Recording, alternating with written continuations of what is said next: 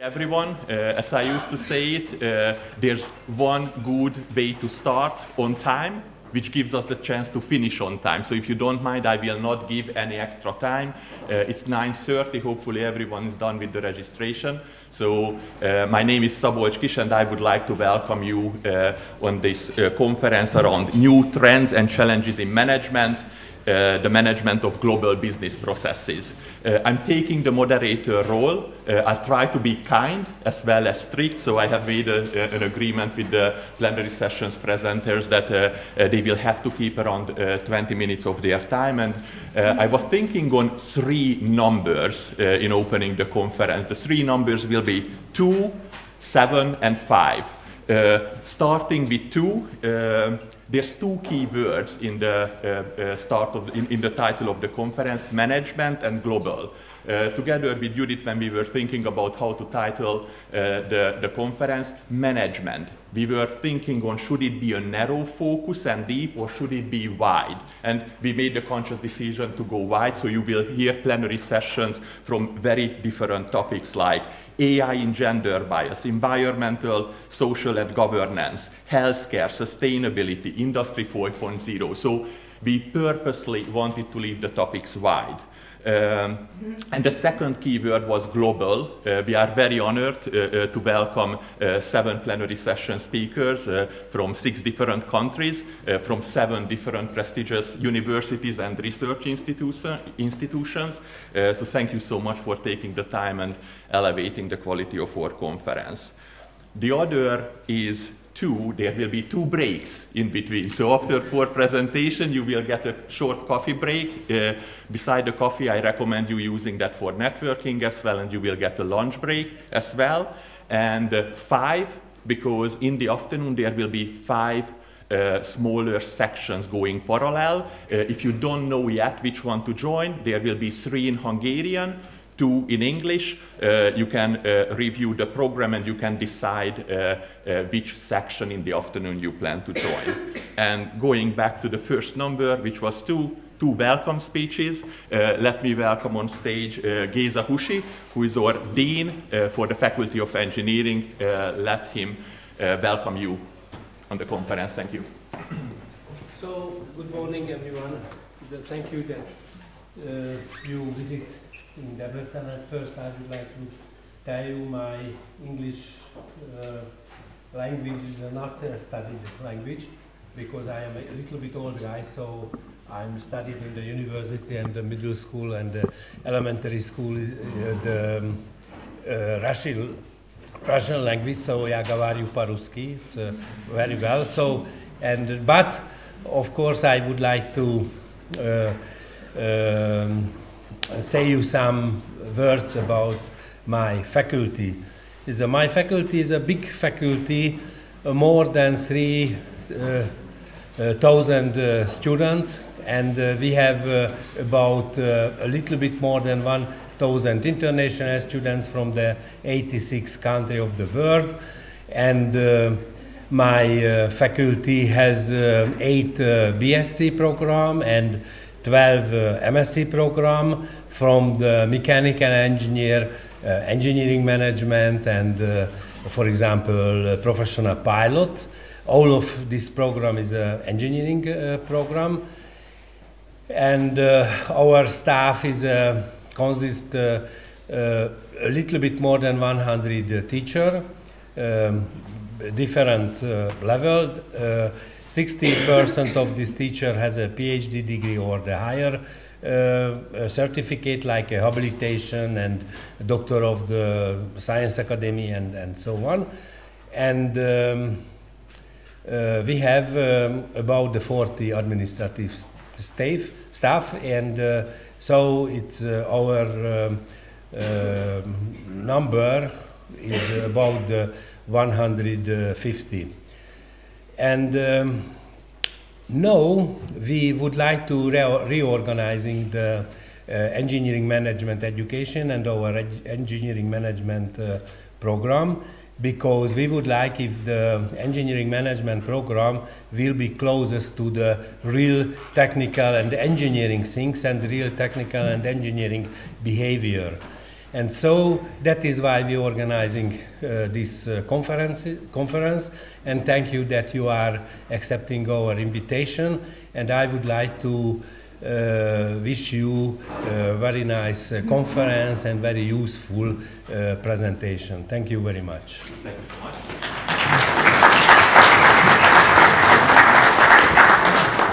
So I promise you 2 welcome speeches. Thank you, Géza, for the first one. And let me welcome on the stage Judith Tékis, who is the head of our Department of Engineering Management and Enterprise.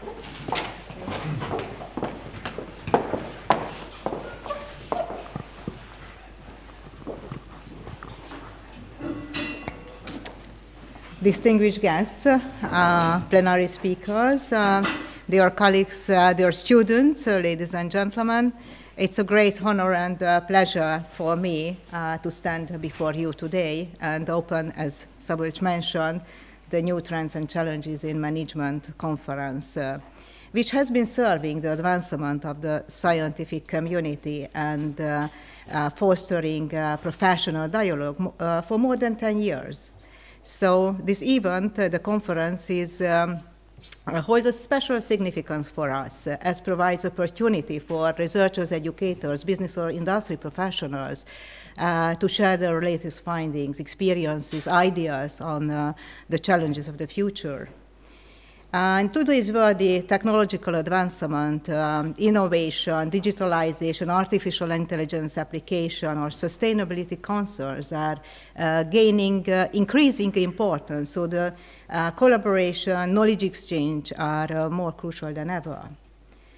The program is rich and diverse, so our plenary session will feature distinguished experts sharing their insights, while our parallel sessions will offer in-depth discussions and I hope interesting presentations. And I would like to express my sincere gratitude to the organizing committee making this conference a reality, so for their tireless effort making this conference a reality. And many thanks go all attendants, all participants who contribute to the success of this conference with their participation and active engagement. I trust that the coming 2 days will offer new networking opportunities and interesting presentations. And I trust that you will enjoy the 2 days. So I wish productive and rewarding conference. Thank you very much.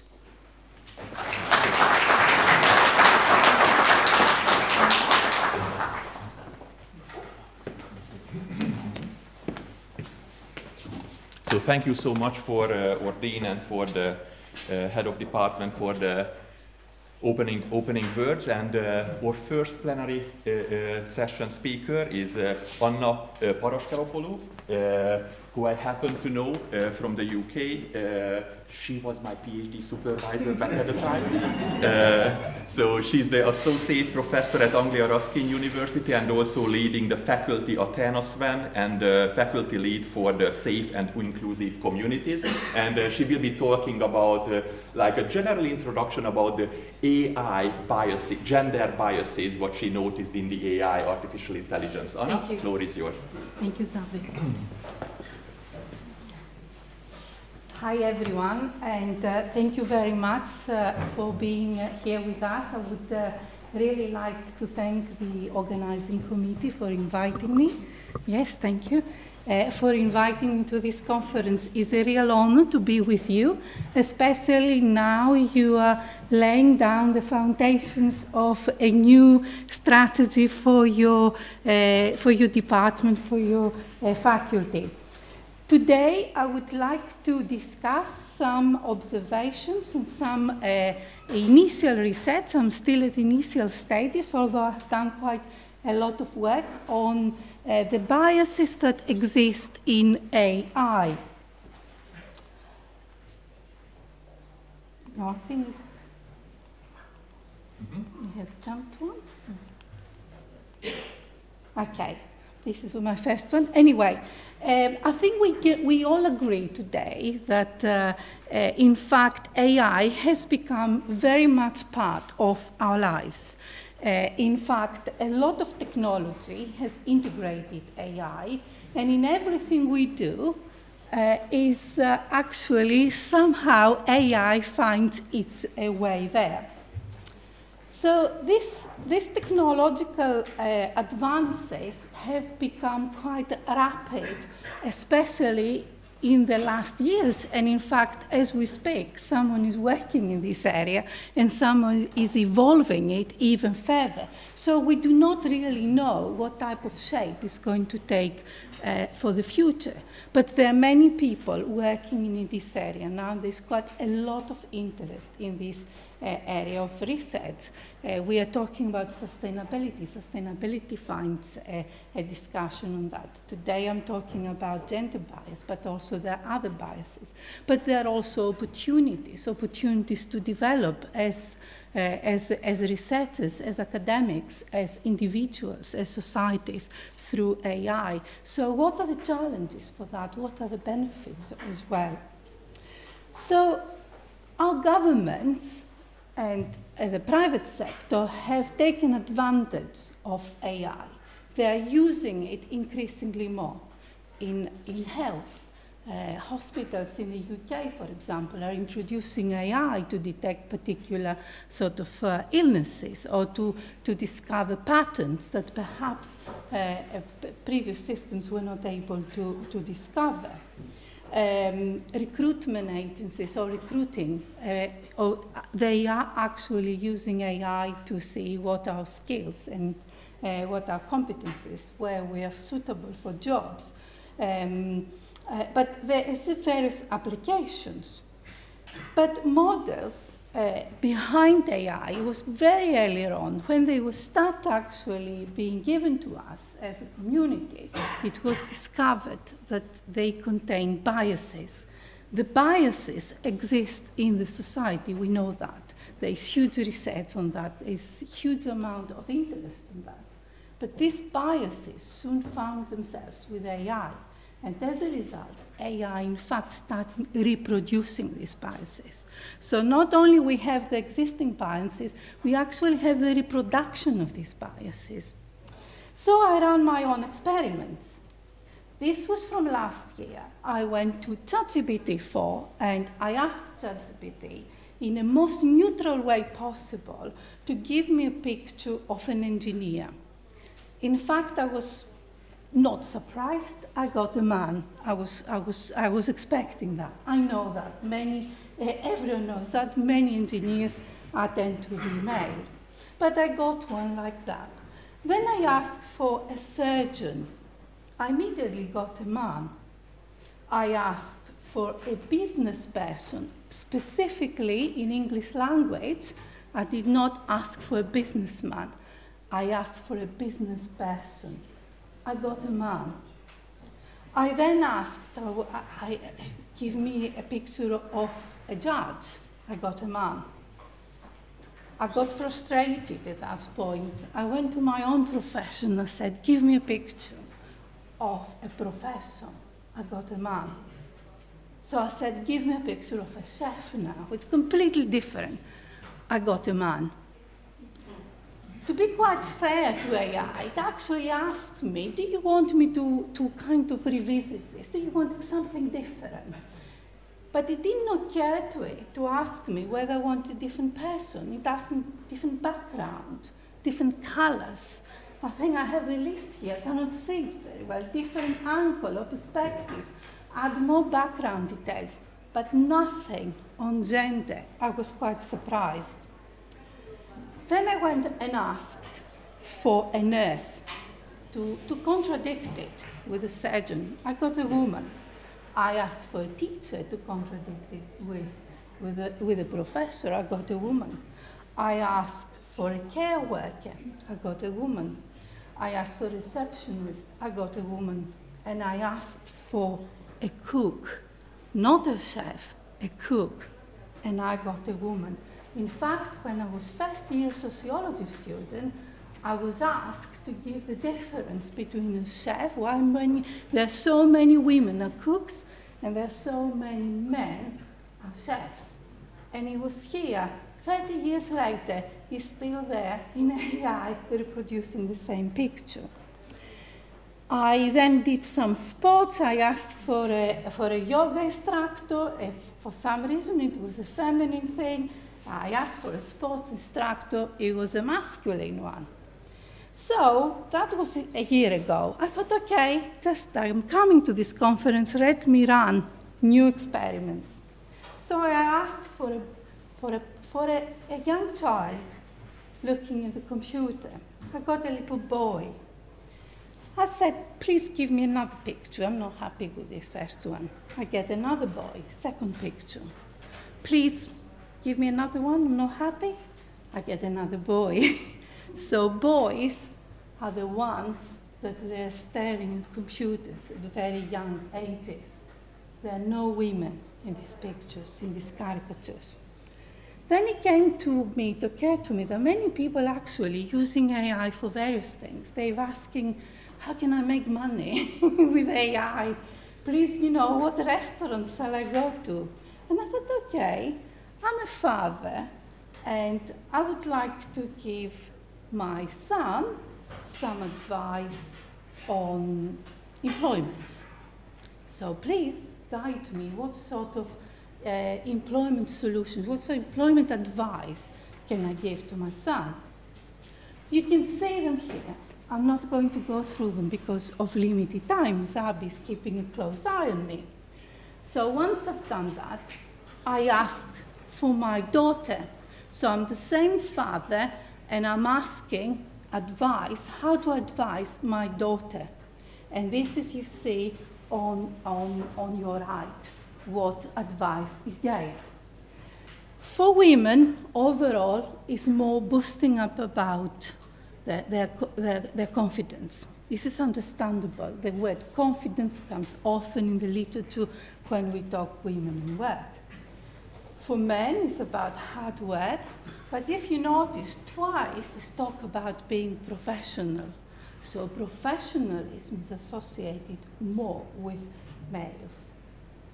But what made me very interested in this is for women, it said strive for equality. And I try to understand why is that the case. Why for women should look for equality and not for men? We understand that it's simple, underrepresented groups in society, not only women, anyone who is from underrepresented group, they would be interested in equality. But that dismisses the point that actually everyone should be interested in equity, in diversity and inclusion, because this is the only way we go forward as a society. This, I think, missed the point. So, what are the causes of this? The literature has actually quite a long tradition in interrogating technological advancements in relation to the existing biases. So these are not very new ideas, but they can be applied to AI.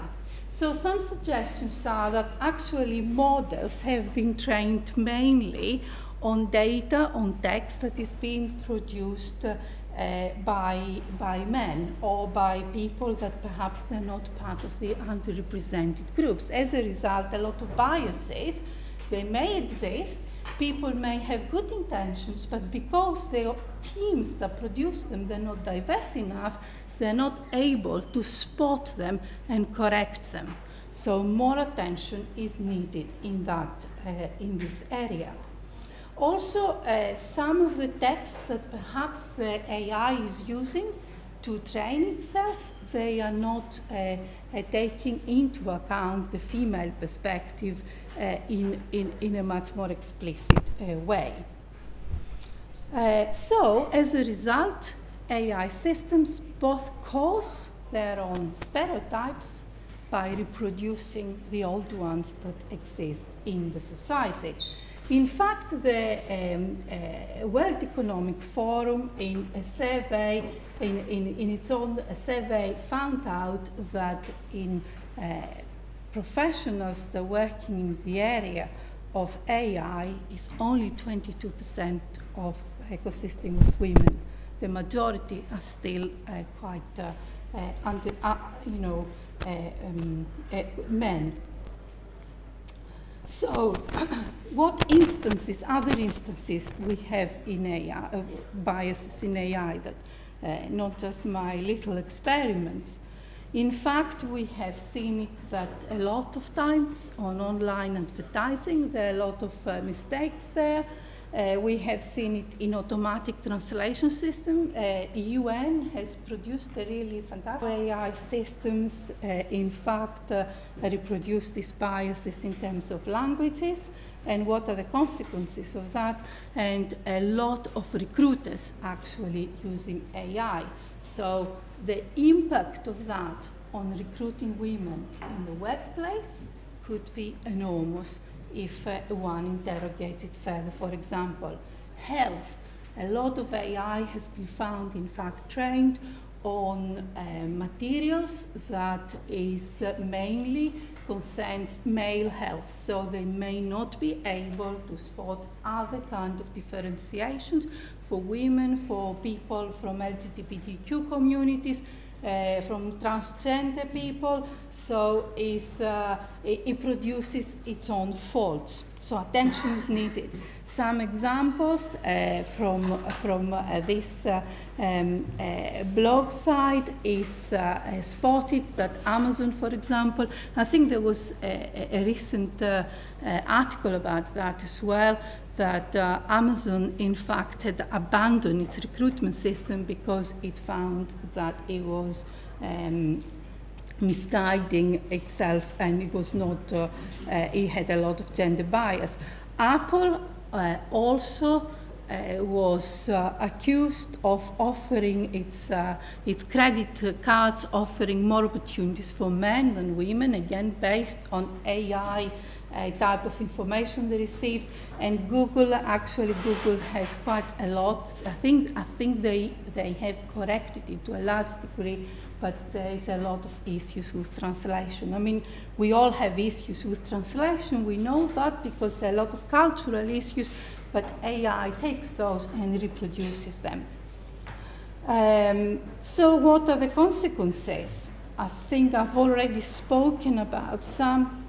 A lot of unfair decisions can be made if we don't take this into account.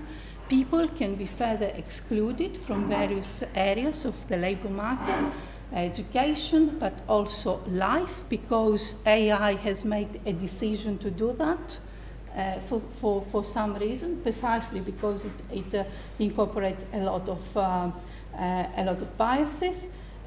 Opportunities are not the same for everyone. It was found, for example, bank systems using credit accounts were giving more credit opportunities to men than women because of the systems they were using based on this biased AI.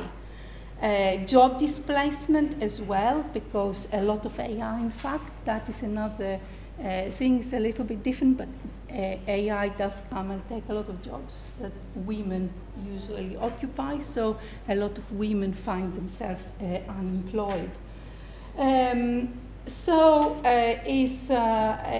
There could be a threat, especially when also in criminology they found, when trying to understand domestic abuse, for example, or other abusive situations for women.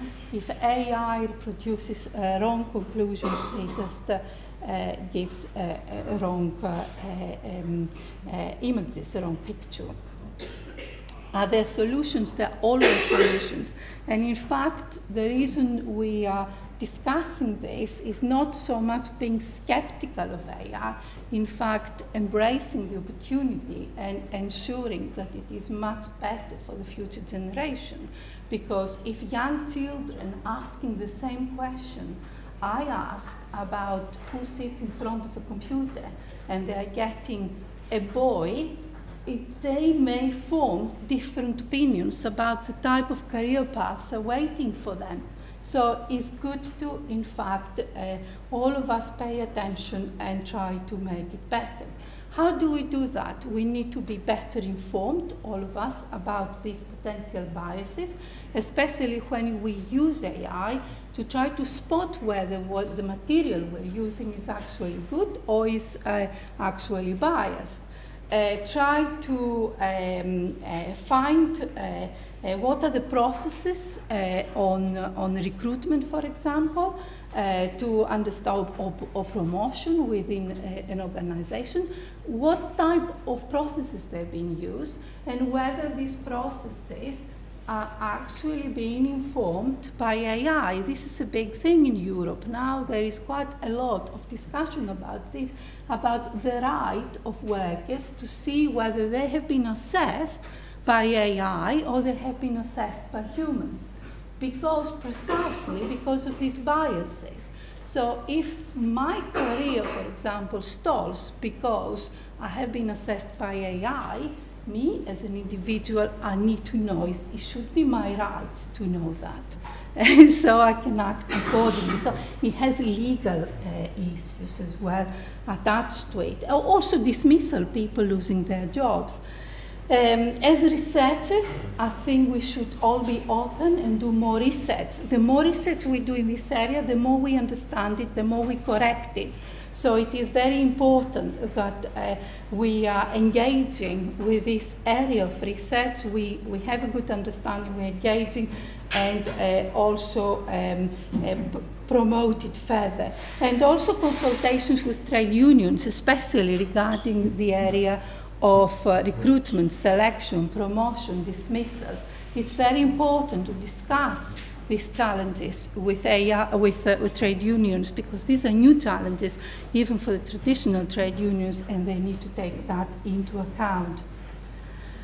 So can we really talk about sustainability and a sustainable AI future? Absolutely. Sustainability is not only about environment, although environment plays a big role in AI. There is fantastic research out there showing what is the impact of AI on the actual environment, because it uses massive produce AI. So we really need to be careful about how we are using AI and not asking it questions that perhaps they are meaningless. So we should use it more for humanity.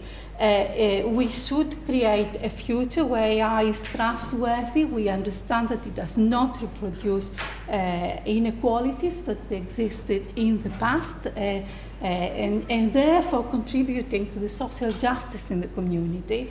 Creating a respectful society for everyone to live in, one that is not reproducing these old biases, but one that promotes different type of values, and also respectful of all equity, diversity and inclusivity in the workplace, but outside as well, and one that promotes or does not depress, let's say, workers' rights.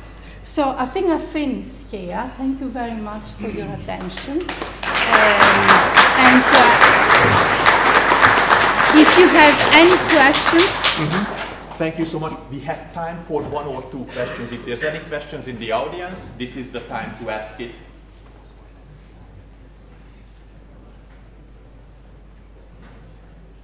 So all clear? Yes? Was this the newest model of the ChatGPT, or was this the one that... The newest. Newest and yes. The newest, it was, the last year it was ChatGPT 4, this year was, I think, is 4.5 or something.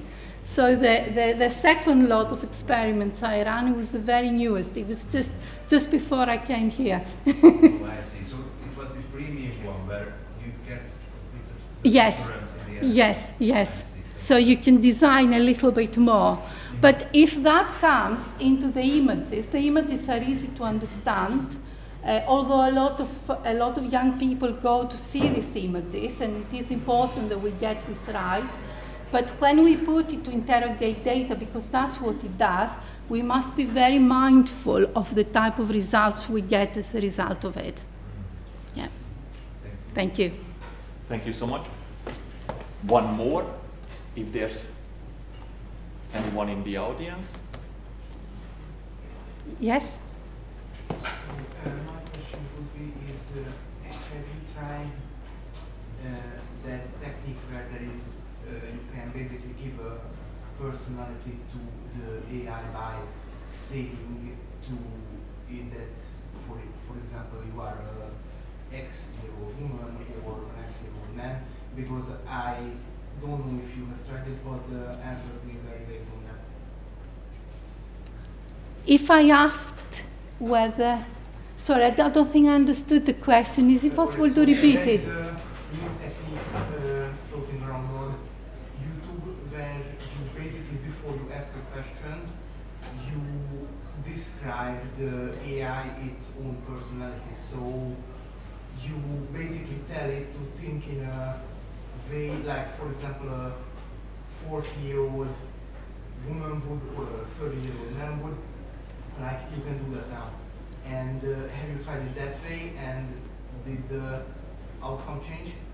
I have tried it in Apple, because Apple now using ChatGPT, and in Apple it got it right, because I instructed it to.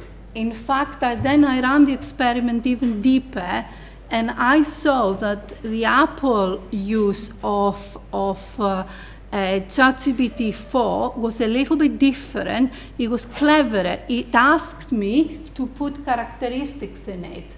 So in order to create whatever I wanted it to create, it did that.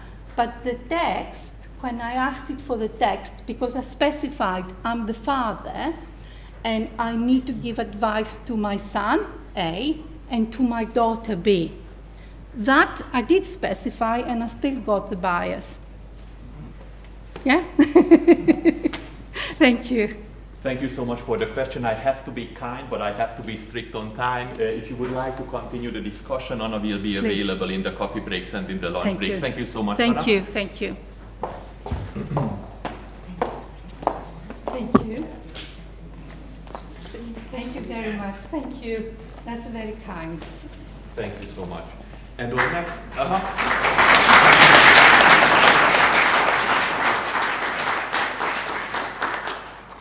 Thank you. Our next presenter will be Renatas Kizis, who is an associate professor in finance and the deputy head of research in the Department of Banking and Finance in Southampton Business School at the University of Southampton. Thank you so much, Renatas. Well, thank you for having me here, for your very kind invitation. It seems to be the conference is well organized, so it's a great pleasure to be here. I'm second time in Debrecen. So a little bit about me. So I'm coming from part of social sciences, yeah. So I'm not that expert of management of global business processes, but my presentation is essentially about how financial markets perceive management of global business processes, right? So, in other words, whether information about, the sustainability of these processes actually is tradable in financial markets, yeah, but it is actually valued by traders. Okay, hopefully it will be useful. And so, I'm not a single author, and so this research is co-authored with my two Greek co-authors, Michalis and Panayotis. And the particular part from these global business processes is actually the sustainability of the supply chain management or network. Yeah, so what is a supply chain network? So if you look at, for instance, this conference logo, so you can see many nodes here. So if you connect these nodes, so you actually will obtain this supply chain network. Okay, so I won't go through the table of contents. Yeah, so now what motivates us to study the relationship between supply chain networks and financial markets, and also the relationship between supply chain network and ESG. So, as you know, environmental, social, and governance pillars, they came to the surface after the Paris Agreement and after the Sustainable Development Goals. Yeah, since the industry and consumers, they are increasingly monitoring the performance, on these criteria. Okay, so now the literature on this is it's quite scarce here, and so in particular there is no known research that actually combines the effects of environmental, social, and governance performance and financial performance. And so what we do, we address this gap by investigating how the size, structure of supply chain networks influence both ESG performance and financial outcomes. So this is like a stylized illustration how supply chain network works here. So there is a flow of products, and not only products, but also information, and of course, money throughout the supply chains. And so that's why that brings a lot of important information for financial markets, for investors, and particularly in terms of like sustainability of these supply chain networks. So what we do here, we investigate the direct effect of supply chain network on corporate ESG performance. We also investigate the direct effect of the network on corporate financial performance, but as well as we look at indirect effects of supply chain on financial performance through signals of the ESG.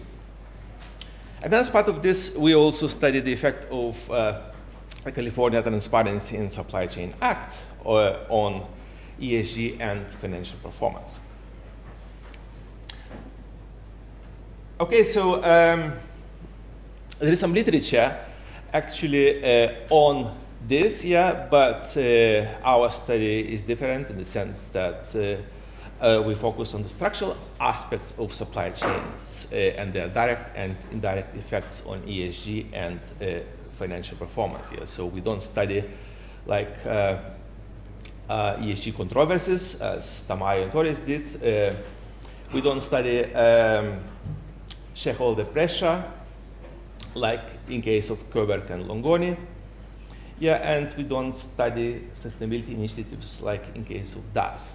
Right? So what we do here, we use a large sample of around 3,000 publicly traded companies, mainly in the US, and not limited to multinationals, and we focus on the size and structure rather than sustainability initiatives. Okay, there's also some evidence on how supply chain networks influence financial performance. Yeah, so essentially, the effects are positive. Yeah, so if you think in terms of financial performance as a gross margin, inventory turnover, returns on sales, returns on assets, returns on equity, right? So these are all measures of financial performance. So the literature finds a positive effect on them. Okay. And so our research is actually embedded into two theories. Yeah, one theory is the so-called polycentric governance approach, and actually this theory was developed by Elinor Ostrom. So she received the Nobel Prize in 2009. So she's institutional economist and actually political economist.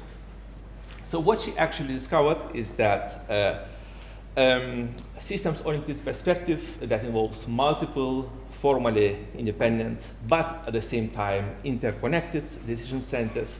So that actually facilitates self-governance and also resolution of environmental issues. So in other words, the message is that you can't really trust centralized power in order to solve these issues. You have to delegate this to multiple resolution centers.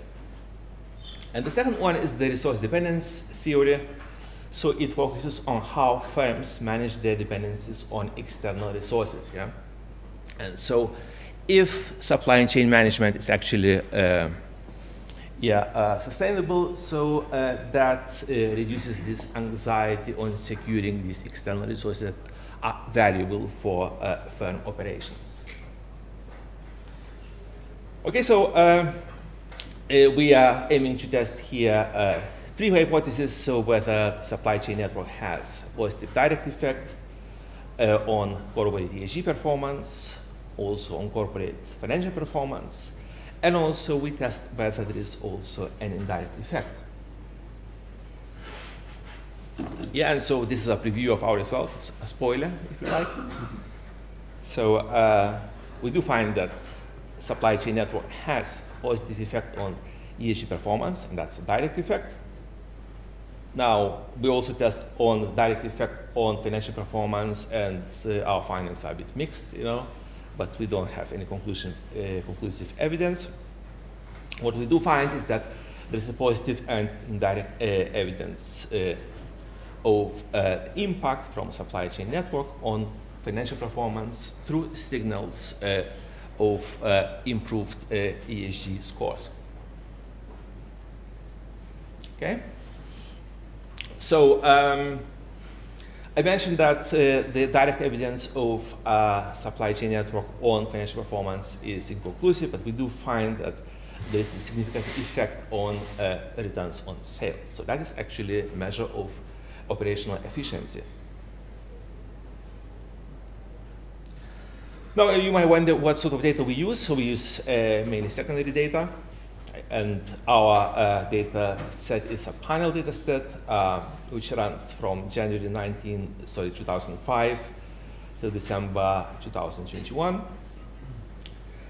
And so it includes data on ESG performance, so that comes from Refinitiv, also on financial performance, on various metrics, on corporate governance, and on supply chain network data.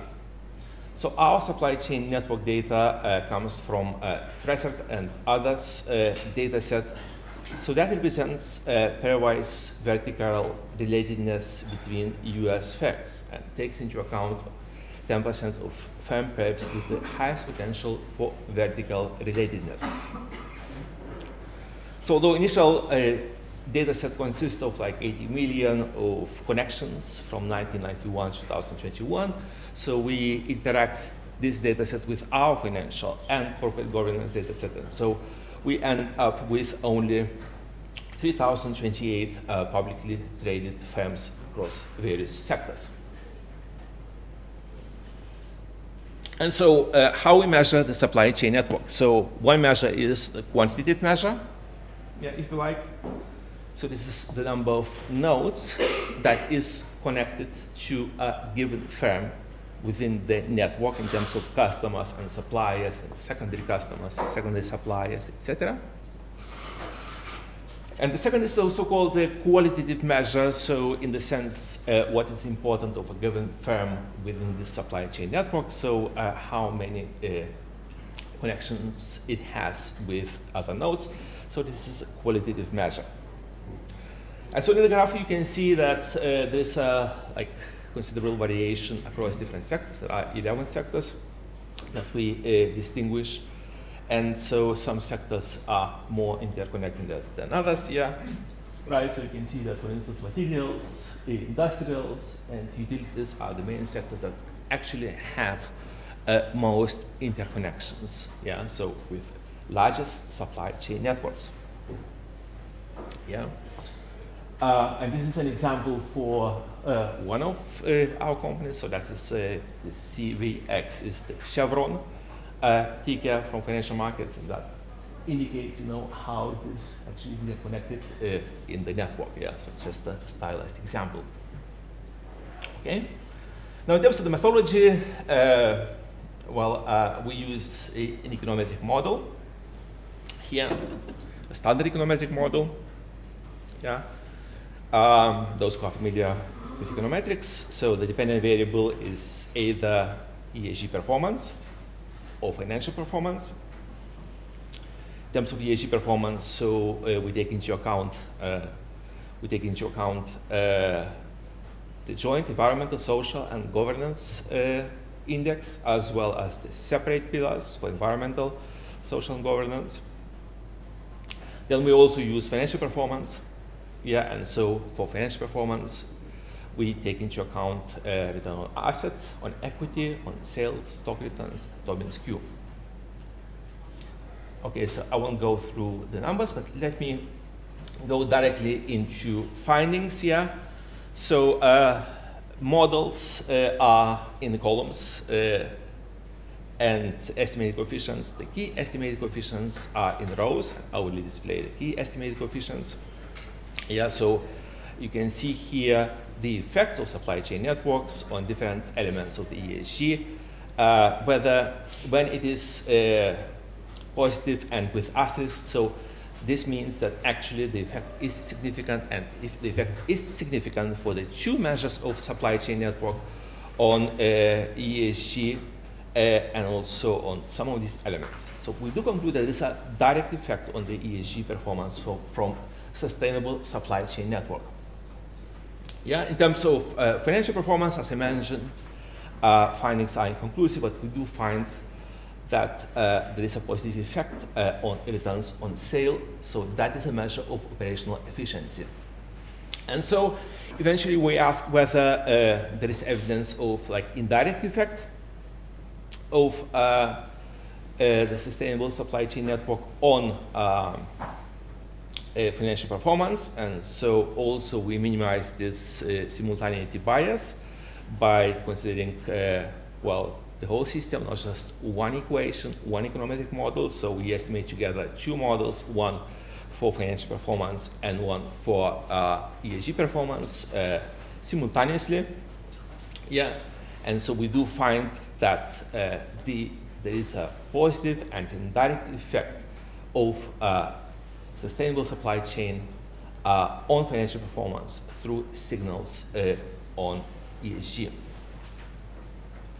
Yeah, and finally, what we also do, we ask whether what are the effects of the California Transparency in Supply Chain Act in 2010. So it was adopted in 2010, but enacted in actually 2012. So we used the so-called difference in difference approach. Yeah, and the reason why we do this is because then we actually, there's any endogeneity issue in our models, because you might say that, well, the ESG and supply chain might be actually endogenous, and so there might be an endogeneity bias, and so we address this by using a shock to the system, and this shock is actually California Transparency in Supply Chain Act. And so one of the important features of this act is to ensure that actually being transparent in terms of child labor and slavery across the supply chain.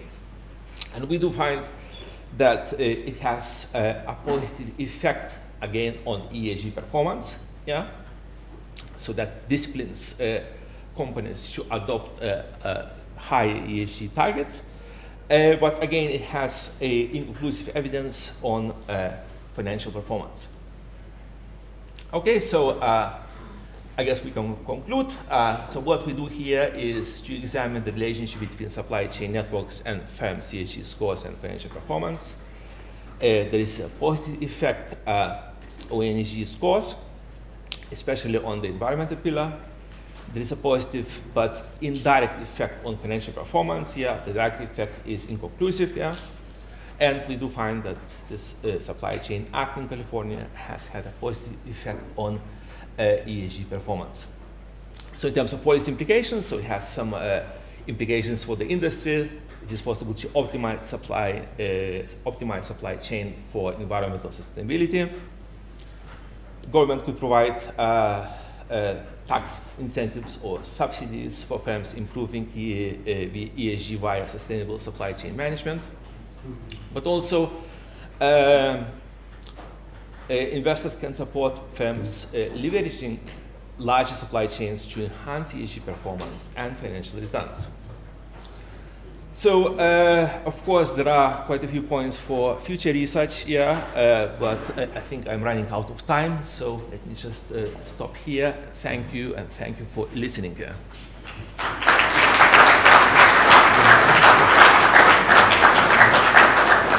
Thank you so much. I appreciate your for your timeliness. One question from the audience. I can only give time for one question this time.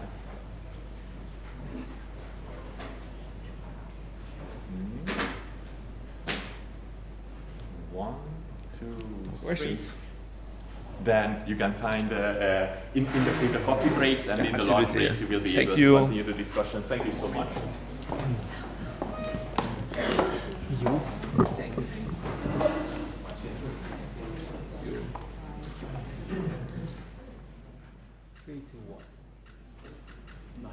Super. Thank you so much. And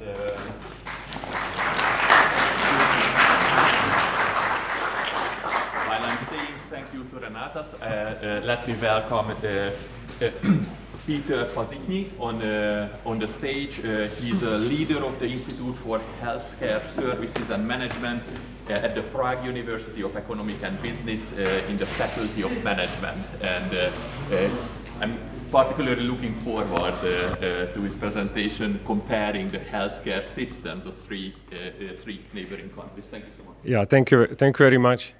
Thank you very much to Judith and Tunde for inviting me here. It's a great pleasure. Thank you for the hospitality and all the kind words. It's really a pleasure to be here. Thank you very much. I will be presenting you the paper we wrote. It's a teamwork, and it was written by me, Daniela Kandilaki, Lubica Löffler, and Rudolf Zajac. And it's about comparing healthcare system efficiency in Slovakia, Hungary, and Czech Republic throughout 20 years period. Some words about me. I am half Slovak, half Hungarian, living in Prague. So I feel myself a little Middle European here. And thanks to this language background, I could also be advisor to Minister of Health in Slovakia, Hungary, and Czech Republic. Maybe you remember Lajos Molnár, who is not with us anymore, but maybe you remember 20 years ago, 2006, when he was introducing the user fees here. I had also some fingers in it. So, and I am also in the CE Health Policy Network, and at the moment lecturing at the Prague University of Economics and Business, as I mentioned. So what would I like to tell you is some introduction to efficiency, then the methodology to data envelopment analysis, some results, and the conclusions. So what is efficiency? In the very broad term, we can say it's output to input. In healthcare, it becomes a little bit more complex because we need to focus on something that we call, it's not working on it. No, you not see it. Oh, okay, not me, so. So far you can use the arrows. Yeah. But I want the pointer. Oh, just the laser. Just the laser. It's absorbing the sign. It's absorbing the sign. Yeah. So I'm not able to point out. So it's not broken. Yeah. So we need to focus on health outcomes compared to the inputs. You can look at this healthcare efficiency from more perspectives and angles. So you can look at allocative efficiency, saying how much and where we want to put the money. You can look at technical efficiency, how to do something. You can have a macro perspective comparing like countries, or you can have a micro perspective comparing hospitals or comparing therapies. What I would like to do is to focus on allocative efficiency on a macro perspective, meaning comparing countries and their overall performance. In 1975, there is a beautiful paper from Mr. Preston, who did his famous Preston curve. Have you heard of it? Any? Yeah? Okay. The Preston curve says very easily comparing the life expectancy to the wealth of a country. And as you see, the more the country is richer, the higher the life expectancy is. But of course, not for all countries, yeah? And we can say these are numbers from the 20th century. These are more recent numbers. You see the purple line. It's 70 years, yeah? So here you see how longer we live since then, yeah? So it's a huge increase in life expectancy. Also for those countries who are not so well performing, but compared in time, this is a huge increase in life expectancy. And if you draw a very simple trend line, there's the blue curve. You can see that some countries are above, some countries are under. What does it mean? What do you think? What does it mean if a country is above? It's performing better than it should. When it's under, it's performing worse than it should. Yeah? So this is the first picture comparing two variables. But what if one input and one output is not enough? Yeah? What if we want to have more variables? What if we want to compare more outcomes and more inputs? Yeah? And therefore, there are some new methodologies developed for this. Data envelopment analysis, free disposable hull, stochastic frontier analysis, or value efficiency analysis, which are able to compare more. So if you look at the two or more variables in a classical regression, this is comparing one, or in a multiple regression, 2, 3 more variables. But if we want to use more on the outcome and input side, we need to take one of these. We are using DEA. And this is something what we call that we are searching for the champions. Yeah? So we will be able to find the champions among the countries. This is how it looks like. Yeah? So the DEA is able to draw you a line, a frontier of the countries, or we call them decision-making units. Yeah? So it can be hospitals, whatever you are comparing. Yeah? But when you are comparing countries, you can see the frontier. The frontier is based on the most efficient countries. And those who are under are less efficient. This DEA can have like two types. You can have an output-oriented or input-oriented. Yeah? When you have an output-oriented DEA, you can have the countries with the highest efficiency. They have the rank 1, because this is the other countries that have the higher scores. This is the potential they are losing. Yeah? On the contrary, if you will have an input-oriented DEA, it will tell you how much you need to work with your inputs to have the same outcome.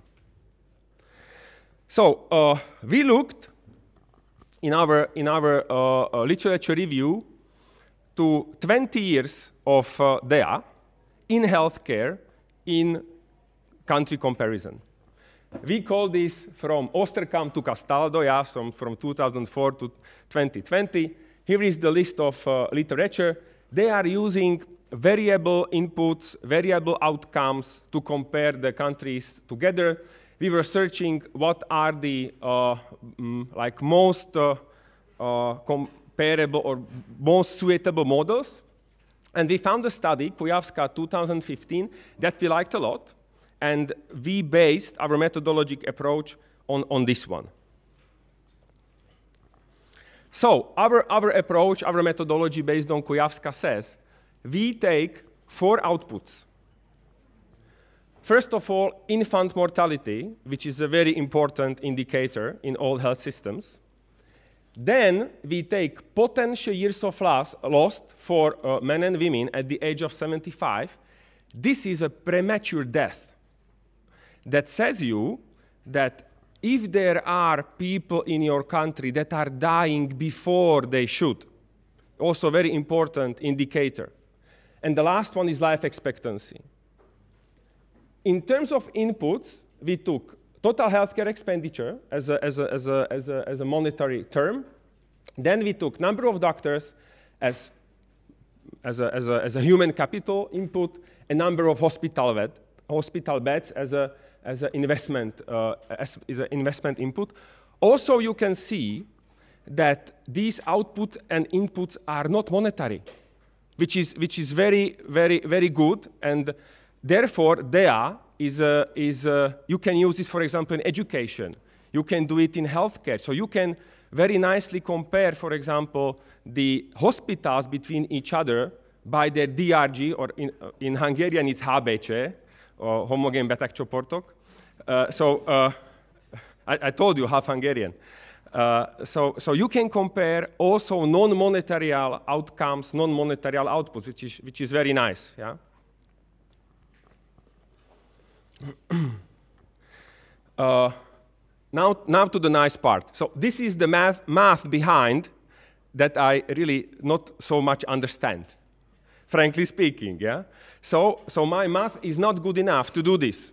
So I need to look where? Find the software. So I searched what kind of softwares are. There is a very nice one called MaxDea. You can download a light version, and then you can, if you like it, you can also buy a full. It's about $800 for 1 year, yeah, for academic purposes.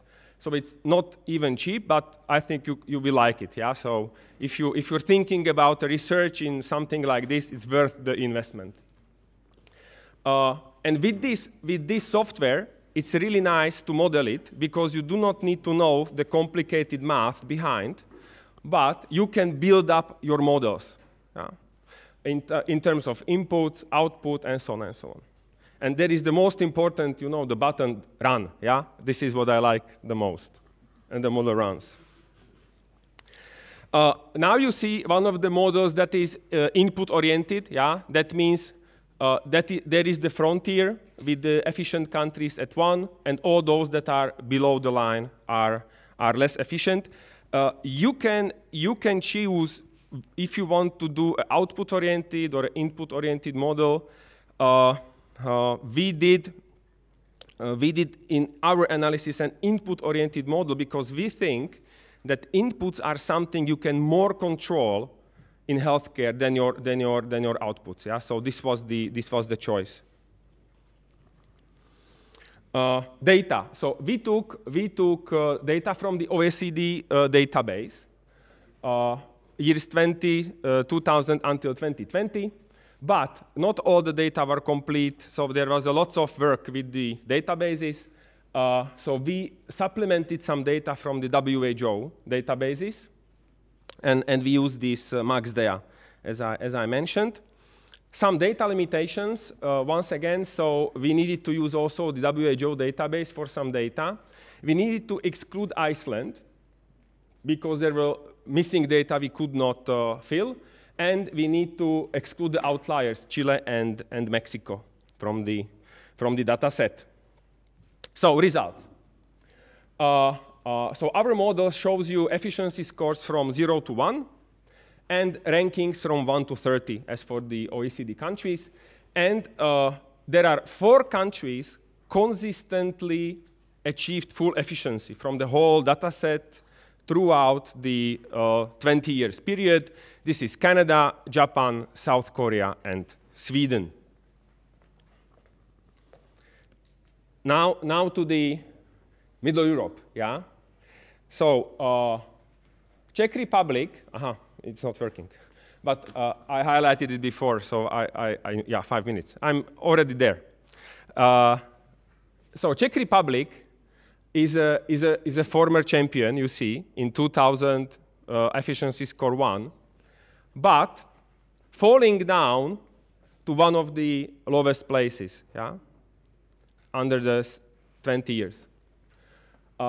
Hungary, the last place in 2000, climbed up to the 21st place, with increasing slowly the efficiency. Slovakia is like constantly down, yeah, unfortunately. So results. Here you can see what are the results for each of the country, and you can also see the inputs and outputs that you have better picture what's happening there. So, for example, in Slovakia, you can see we have still a very high infant mortality rate. Yeah. When you compare to Czech Republic, it's 2.3. Yeah, so it's very low. Still, we have quite a high load of these potential life years of lost. Hungary improved a lot in infant mortality rate, if you can see, but still quite a high load if the potential life years of lost and the lowest life expectancy. Czech Republic is the leader in outputs, yeah? So if you are looking for a country that has the best outcomes, it's the Czech Republic. Highest life expectancy, very low infant mortality rate, very low these potential life of years of loss. But why the efficiency went down? Because these outcomes are achieved by increased in inputs. Yeah. So this is the storyline behind. Yeah. So now the question for Czech Republic is not how we can improve further the outcomes, but how we can improve further the outcomes by managing where we put our money more efficiently. Last slide. I'm good in time. Okay, perfect. So this is the summary slide at the end, and the story that tells you how the three countries and where they are, and not forgetting that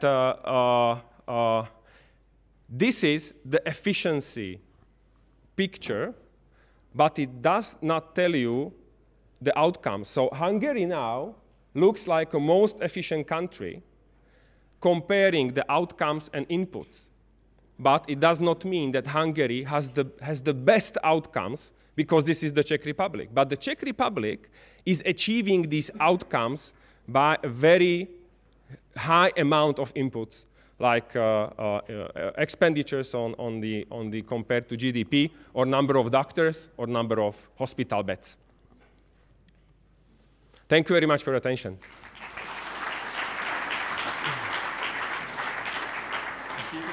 Thank you so much for managing the time perfectly. So you have, we have time for at least 2 or 3 questions, if anything comes from the audience. Yeah, I would like to ask whether in your data both public and private health is included? All. But of course not the informal, which is a special topic in Hungary, but it's no track about informal payments. So all the public and formal private. This is the realistic answer. So nincs benne zseppénz. This is the, I don't know how to translate zseppénz. Oh, okay. Thank you so much. Any other questions from the audience? Peter, it was very interesting. May I have maybe a couple of suggestions? So one is you use OECD countries, I guess, because of data availability, but I guess you can broaden your sample, and I think the data available, on like mortality, health parameters from the World Bank or United Nations Development Program, so you can check there, you can expand the sample. Not that the conclusions will change, So that's one point. The second point is that in health economics there is one measure that is called quality, quality adjusted life years. That as an output, Yeah, perfect questions, and exactly how to broaden the analysis is a great question, and we compare this to Tour de France, yeah? So your result is based on how the others are racing. So that would be very nice also to put maybe other countries, because if you compare yourself with other countries, you give another picture of your efficiency, because the frontier will be based on different countries. Yeah? So this is a very nice question, how your position changes when including more countries. Yeah? And this is Tour de France. Yeah? So depends on who is racing and what's your productivity at the moment. Yeah? And the second was the quali. Yeah, yeah, that's very nice. Like quali is used in health technology assessment regularly. On this level, on this micro level about allocative efficiency between therapies, we would need to think about how to implement maybe quali on a macro level. Yeah, that's why we choose these potential years of life loss, because this is something on a macro level measuring the premature death. Yeah, but maybe we can think about how to also put their quality of life. For example, some models are using health-adjusted life expectancy, which is already a better indicator. But with the health-adjusted life expectancy, the problem is that you have not enough data. So in last 20 years, there were only 4 years that the full data set was available, for example. Yeah? So it's always about data. Yeah. Thank you so much. Yeah.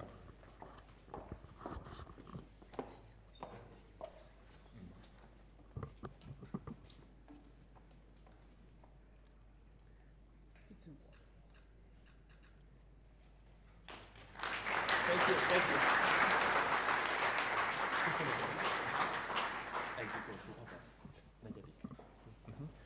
Thank you so much, Peter. And our last presenter in between the three presenters and the break, let me welcome on stage Abbas Arrafil, fellow at the Department of Industrial Engineering in the School of Engineering from the University of Jordan. Thank you so much. Thank you. Ladies and gentlemen, thank you very much for providing me this opportunity to join this valuable conference. It is really my great pleasure to be in this respected event, and thanks, Professor, for the warm welcoming and hospitality during our stay. Today I'm going to talk about an important field related to energy, and the story behind this is traditionally energy is generated using traditional environmentally harmful resources, and by burning the coal and the fossils to generate electricity. Now, this has two adverse effects on natural resources and the second on the environment. So we have to think about alternatives. One of the main alternatives is this one, the solar photovoltaic cells. Now, the question is, by transforming the method or the technology from the traditional to this new technology, we have to take actions. And the actions is how to encourage society to adopt PV cells. Now, if we take actions, the most important is we have to assess the effectiveness of the actions on transforming to renewable energy and predicting this influence. For example, countries, they are implementing two types of policies, feed-in tariff and subsidy. For example, I encourage adopters by giving, for example, the cell by $5,000 US, the government pay 1,000 and you pay, for example, 4,000. Now, we have to assess this kind of action on energy and environment. So we have to model these actions and measure and predict their influence on the energy outputs. Now, this research actually is based on 5 papers I published from 2020 to 2025, and they have the same story. And I was able to predict energy and CO2 emissions till 2050 by modeling the factors with the energy outputs by mathematical relationships and running simulations to predict by 2050, if I take action now, by 2050, what will be the reduction in CO2 emission? If I implement feed-in tariff, what will be the influence on energy in 2050 after 25 years?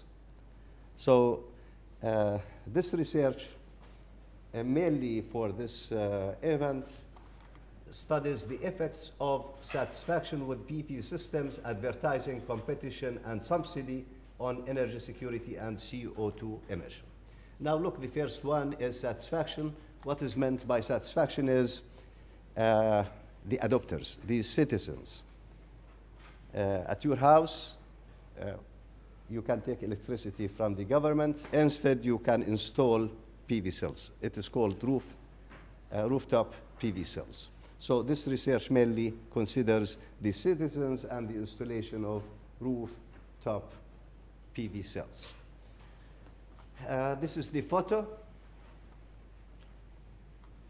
And this is me, Professor Abbas Rifai. I'm from University of Jordan, Department of Industrial Engineering. Am I right? Yeah, sure. Let me check. Introduction. I cannot see it. With the rapid technology advancement to renewable energy systems, photovoltaic products and systems are considered crucial element in the transitions to energy, which is I introduced. Next, investing in PV cells enables countries worldwide to achieve economic growth and boost environmental sustainability. And significant reductions in the cost of the PV cells also encourages, and the efficiency encourages the adopters to install PV cells. One of the type I'm studying here is the rooftop. As you can see, this is in the University of Jordan. They make like a city and they install the PV cells on the roof. It is called rooftop PV cells. And by installing the RPV installations make up 50% of the rooftop. As you can see, if you have a building, about 50% of the roof of the building you can install RPV. Consequently, based on this, government should encourage citizens to adopt a clean energy and reduce the dependency on traditional unfriendly, scarce energy sources, which is I introduced at the beginning. So this is the issue. I have this problem, traditional. I have depletion of natural resources. I have environmental issues. The question is, what shall I do? The answer is government, advertising, satisfaction. You can buy the cells if you are satisfied. If you are not satisfied, you will not install. You are not installing, you are using traditional resources, the same influence. So this is the main question, and this is the core of the main question in this research. This is Jordan. This is the map of Jordan. As you can see, it is red. So we can say some facts about Jordan. You can see is the radiation is between 5 to 7 kilowatts. The majority of Jordanian cities have sun radiation, a radiation of greater than 5.3. So we have the solar. You have the solar, it's free.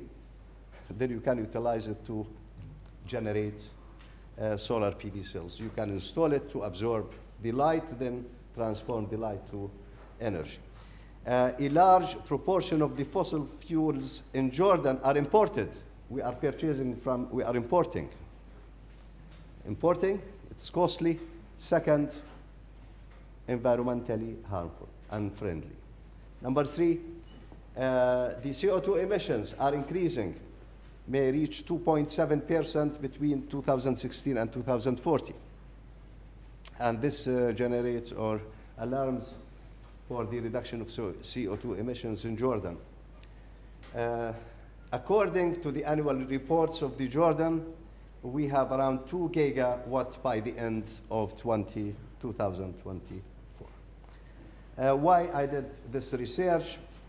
First, the population of Jordan is increasing from 8 million till 12.9 millions. So you have 3 millions extra in Jordan. They need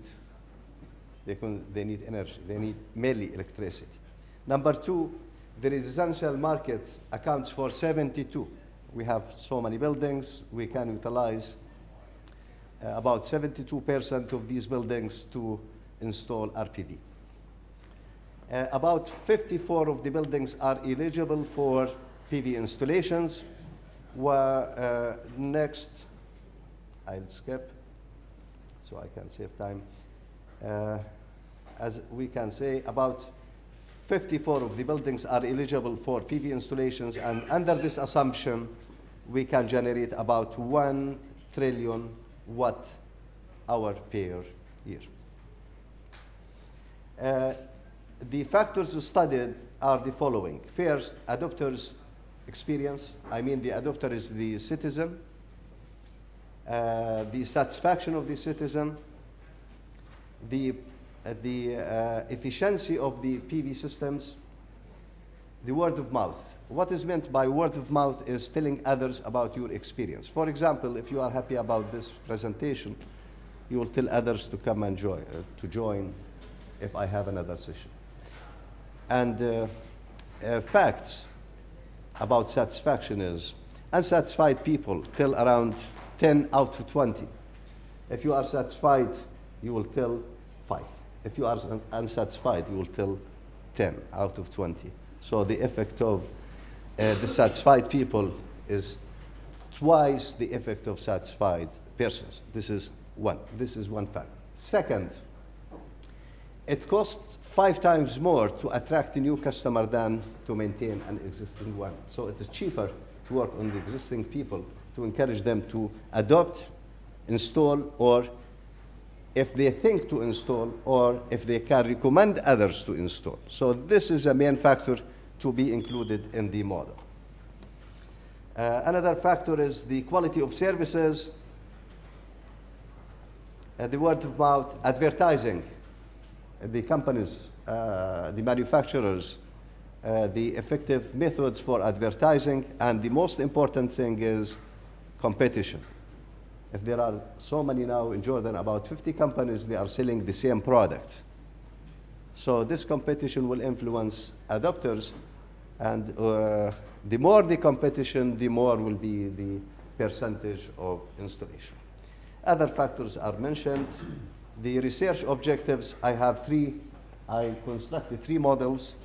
The first one is assessing the influence of quality and predicting the energy till 2050. The second one, the effect of satisfaction, word of mouth, advertising, and competition. And the third one is assessing or predicting the energy outcomes by implementing the subsidy policy by the government. So the government take action. After 20 years, 30 years, 100 years, you can predict the outcomes. This is the first model. As you can see, it connects the adopter satisfaction with PV adoption. We have 3 outputs: generated power, CO2 emission, and RPV installations. And the main factor is the satisfaction. For the satisfaction, we have 4 elements. We have payback period and warranty, the performance ratio, complaints, and the quality of services. So we are, in this model, I focus on these 4 and check whether they increase in satisfaction, and this satisfaction will lead to enhance the outputs. This is the system dynamics models, this one. These are the parameters, and these are the outputs. As you can see, these figures predicting the three outputs from 2024 till 2050. And these are the numbers for the improvement in energy installations and CO2 emissions.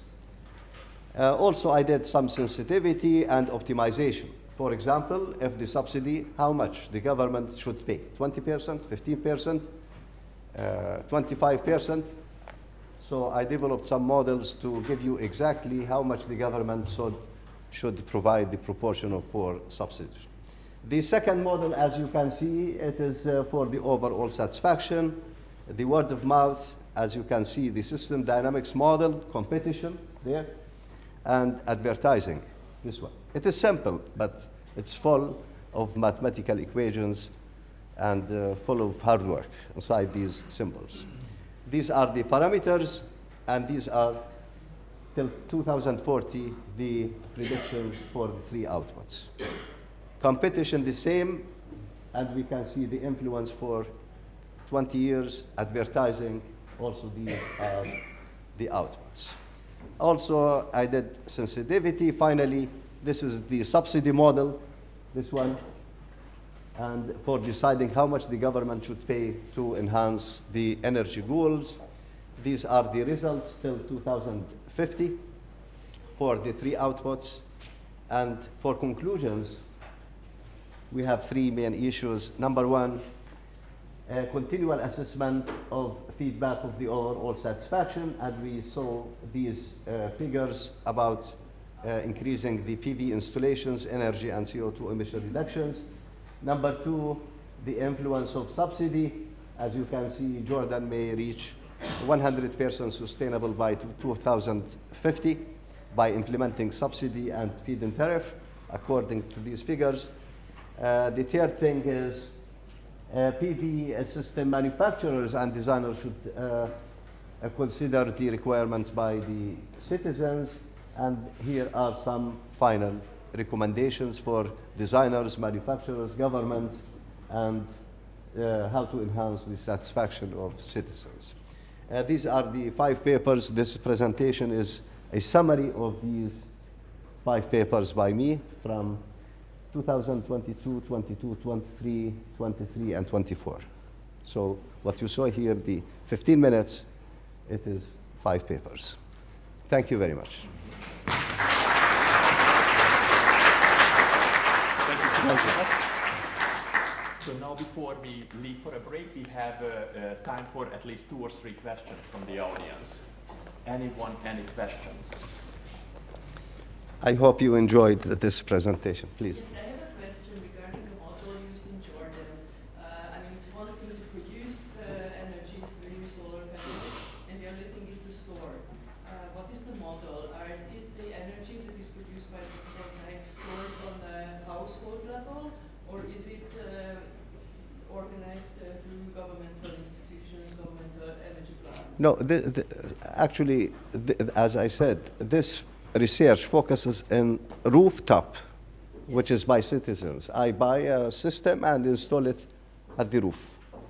Now, for becoming an energy generator, electricity generator, this is called feed-in tariff. Like, I save money, I save electricity, my consumption, the extra I sell it to government. But actually, this is worldwide is a little bit not considered. Only subsidy, yes. Did I answer your question? Not exactly. Are households allowed to install storage batteries Yes, themselves? yes. Or are they obliged to feed in the extra to the system? Actually, you can sell it. You can sell it. Or you can store it. You can have some batteries. You can send it to other systems and use it. This is called the first one, feed-in tariff. The second one, you use your consumption. Then the extra, you can, but you cannot, you have to buy systems. Yes. Batteries, maybe it is expensive. Expensive, right, yes. Yes. Thank you. Thank you. Any other question? Yes? It's very interesting research here. Now, I'd like to ask you, like, from my perspective also, as an owner of like solar panel generation on my roof, yeah? Yes. So I'm not sure how it's in Jordan, but in the UK, of course, when you apply for this exporting license, so they check whether the grid will be able to support Yes. your electricity generation Yes. and storage and etc. So I was just wondering whether that's the case in Jordan, and if so, did you take that into consideration in your modeling? Because it might be the case that the government, in addition to providing subsidies to households, might need to invest also in supporting. Yes, to join the grid, yes, you have to take the confirmation from the government. We have to apply for.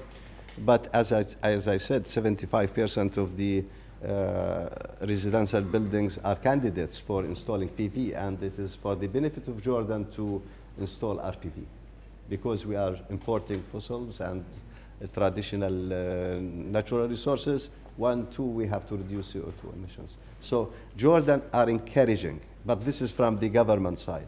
Now, I'm a manufacturer. How I can convince you about my product?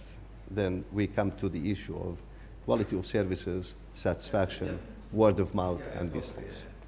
Can I ask a follow-up? No, that will be the last one. Go ahead.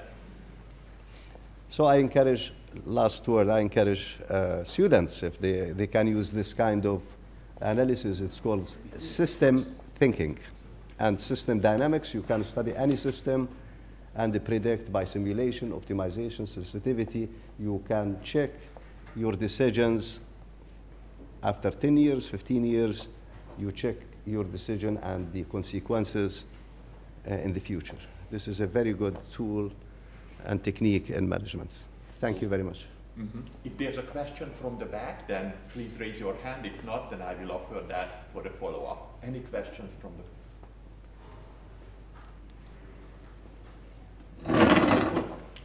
My follow-up question is, so you consider the energy efficiency here mainly, from this perspective, and so as a follow-up, research will be interesting to see whether, in terms of economic efficiency, whether these subsidies that are offered to households, yes, from government, actually they can be recouped at some point of time. Yeah. So whether, for instance, if electricity is generated by households, eventually they end up potentially paying taxes on that generation as an income. So whether that will come back to the government also in terms of the revenue. So whether there's actually a break-even point, in that sense. I don't know if I understood. If the government, so talking about subsidies, whether the subsidies will be recovered, from the government income. Yes. From that, from. I understand your question, but according to this study, the influence of subsidy is major. It is satisfaction, competition, advertising. The effect is a little, because you have an initial investment about $5,000 US. It is not affordable for most of the citizens. So how to push citizens, I think the subsidy, feed-in tariff are more effective than the other three.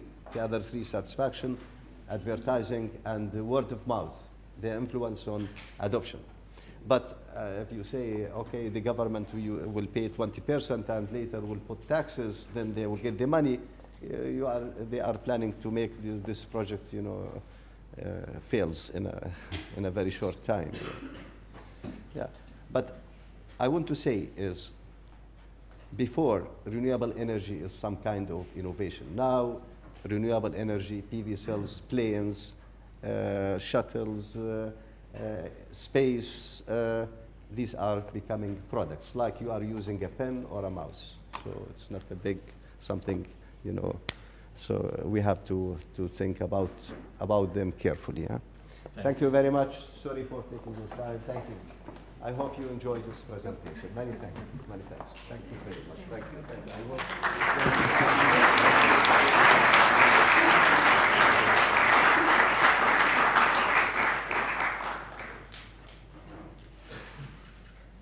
Thank you. Thank you. Sorry for. Thank you. So remember, I was starting with 3 numbers, so 2 welcome speeches done. I promised you 7 plenary session speakers. We are a little bit more than halfway. 4 of the plenary session speakers has happened already, 3 more to come after the coffee break. So please enjoy the coffee break. It's waiting for you outside. be sharply back 11:30, please, so that we can continue with 3 more sessions. Thank you.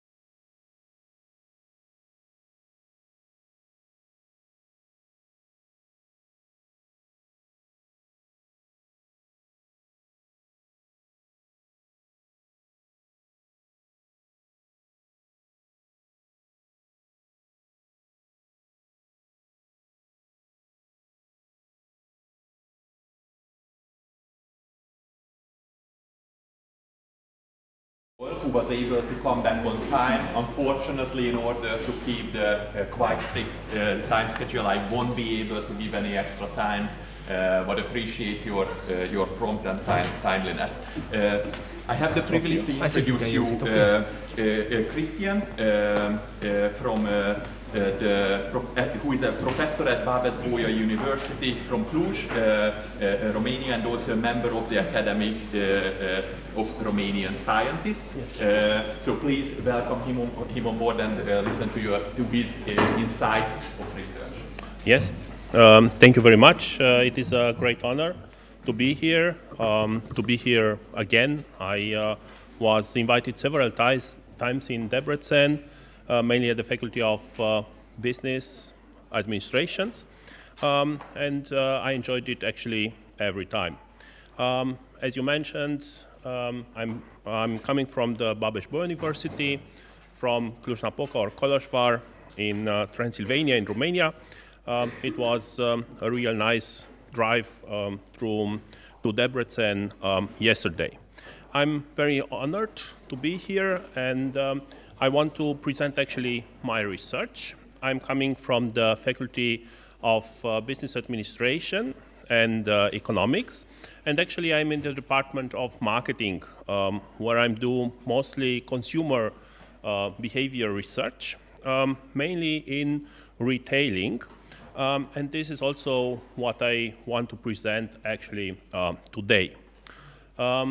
Well, one research which I did and which was based on a research project which was financed by the Romanian Ministry of Research was actually about consumer behavior in retailing and how this consumer behavior evolved during the COVID-19 pandemic and also in the new normal.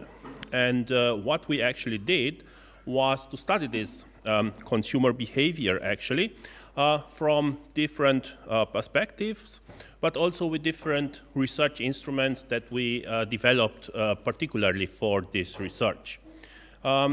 Actually, in this paper, or in this study which I'm now presenting, we actually based our research on a qualitative analysis based actually on a focus group. And we kind of tried to highlight how data from a focus group can be analyzed by means actually of quantitative analysis tools. The research context, okay, everyone knows, and we were all confronted with the sanitary crisis and also with other crises, which actually made us to adapt to the new conditions, to kind of change our behavior patterns, to kind of redefine the way we buy and the way we go to different stores in order to procure our food, but also different non-food items. Of course, the preferences have shifted because we lived in other conditions. We were we had to stay home and kind of do more shopping online. So that are some trends which actually developed in recent times, and of course which need from our perspective to be reanalyzed and in order to highlight what the new trends in consumption behavior are in the so-called new normal after the COVID-19 pandemic.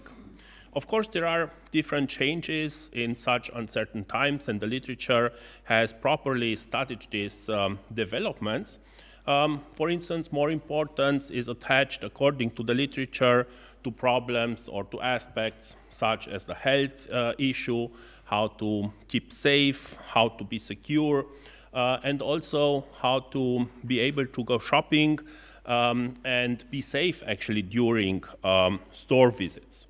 Of course, there is always the aspect related to price sensitiveness of consumers, which are usually more concerned about the costs of the goods and products which they are buying.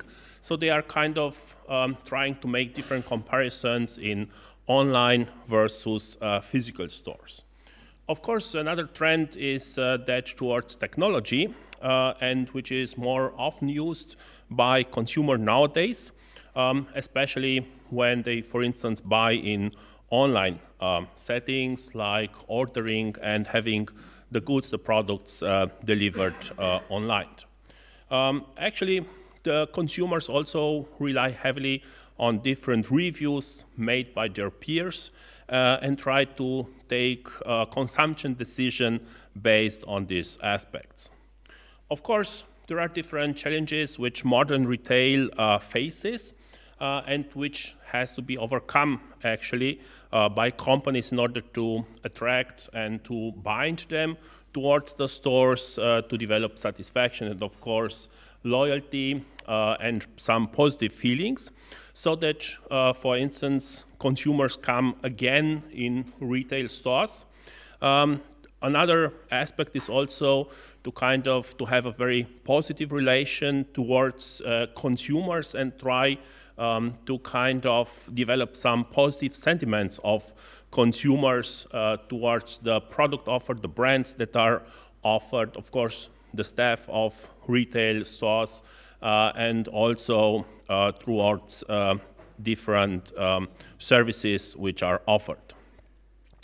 In this research, as I said before, we actually tried to identify shopping preferences which have shifted actually in this new normal after the COVID-19 pandemic, and to see how consumer behavior has actually adapted or changed, of course, based on the previous experience from the pandemic and also based on the experience before the pandemic.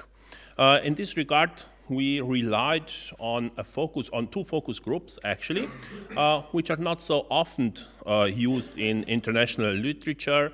There are merely so many papers which try to analyze data gathered from focus groups. In this sense, we had a mixed methods approach. Actually, we analyzed the data from the two focus groups by using different analysis tools. Here I can highlight the term frequency, inverse document frequency analysis, the principal component analysis, the cluster analysis, and the sentiment analysis. And our goal was actually to see if if we are using actually different analysis methods, if we obtain different results or if we obtain actually similar results. So of course the analysis underwent some steps, some very specific steps. It was based on the data collection. We have organized the focus groups with different consumers of different ages, also younger consumers, also middle-aged consumers, both males and females. We actually had one colleague who transcribed and another colleague who recorded actually the entire focus groups, and of course then there was the transcription.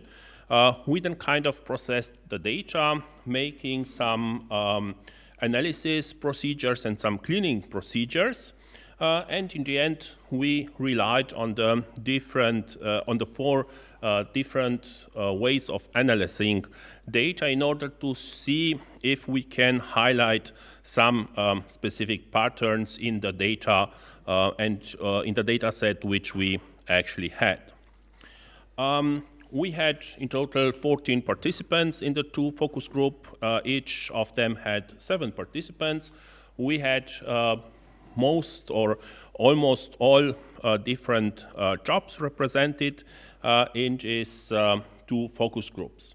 We had some topics, some main topics which were discussed, and the information, the perception or the responses from the respondents, from the participants in the focus groups were properly recorded. So we actually asked them or invited them to comment regarding how their consumer behavior after the crisis has developed in physical or in online settings, if they have maybe developed some new habits in the COVID-19 pandemic related to the period before, but also maybe some new habits in the new normal.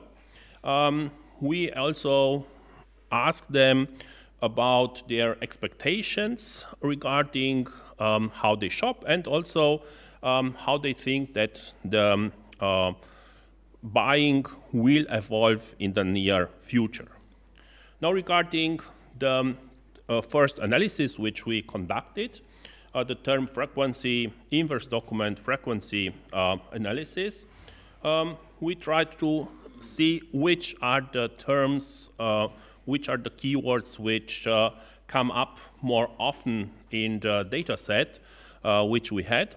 And we kind of found some words which came up in all of the responses of our 2 focus groups.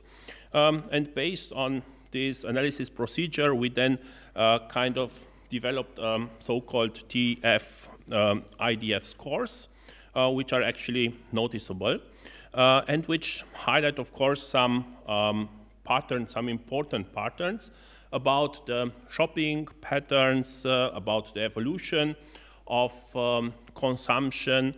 For instance, consumers in our focus groups were kind of more concerned about their safety when shopping.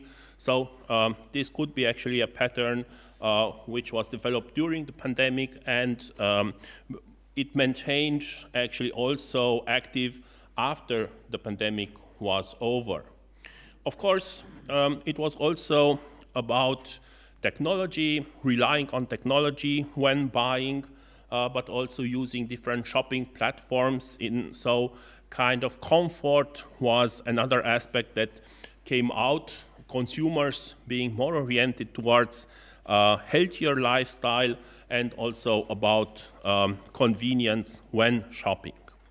We then also tried to make this analysis and to see if there are some words which come more often in the data set, some other words which have a kind of average appearance or frequency in the data set, and some concepts which have actually a low occurrence.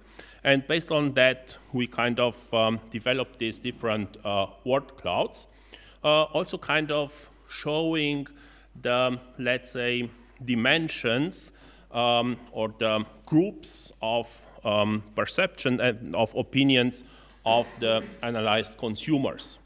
For instance, some consumers try to highlight that they take into consideration their personality and their personal feelings when buying different foodstuff, or they make, for instance, different product comparisons between physical stores and online stores in order to take probably the best possible decision.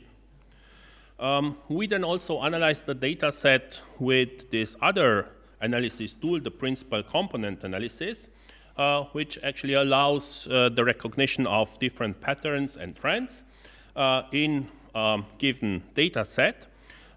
We then highlighted, based on the data set which we collected, that there are actually 4 principal components. And we tried, based on the frequency, of course, of these keywords, to kind of delimit these principal components, and also to kind of give them a certain name. So for instance, one component can or could be, based on the keywords which compute this dimension, be called conscious and deliberated changed behavior. So these were kind of ideas that spread out from the focus groups which we conducted. Okay, there is a certain shift in consumers' behavior which is influenced by the COVID-19 pandemic. There was also another group of words who reviewed old habits. So mainly older consumers try to maintain, try to keep their habits when buying, and they actually have a certain reluctancy when shopping online or, of course, offline. There is also a component called crisis-induced attitudes. Here we could actually see that there is a specific purchasing attitude with potential tendencies of consumers, for instance, towards stockpiling products, like, for instance, consumers being probably more aware of the consequences and trying to have a kind of long-term attitude and long-term perspective. And we also found another component, which is actually healthy food delivery. So this kind of convenience-related attitude, very many consumers take into consideration different delivery services for the food from retailers. We then also tried to make a cluster analysis. And here you can see actually the results. We also obtained 4 clusters. More or less the clusters are actually made of also of the words, of the sequences of words from the data sets. We then also tried to kind of name these clusters. And actually the patterns are quite similar to those of our previous cluster analysis.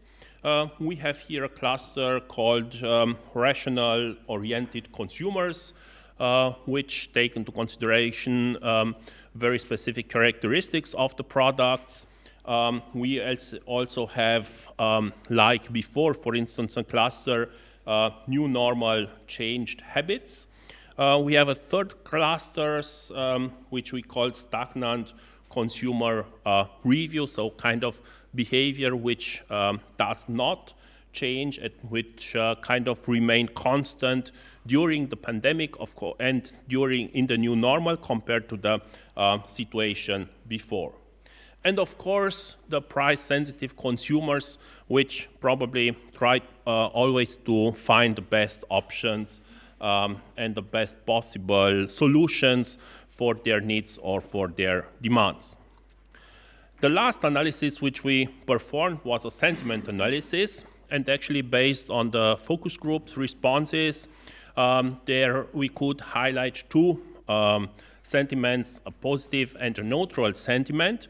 Of course, we then also took into consideration the clusters which we developed before and tried to see in these clusters how the sentiments are, more kind of positive sentiment or a neutral sentiment. And yes, as you can see, depending on the clusters, there is actually more this positive feeling, okay, the pandemic is kind of over, and there is, of course, potential of the development of new concerns, but consumers are kind of happy that the crises are over.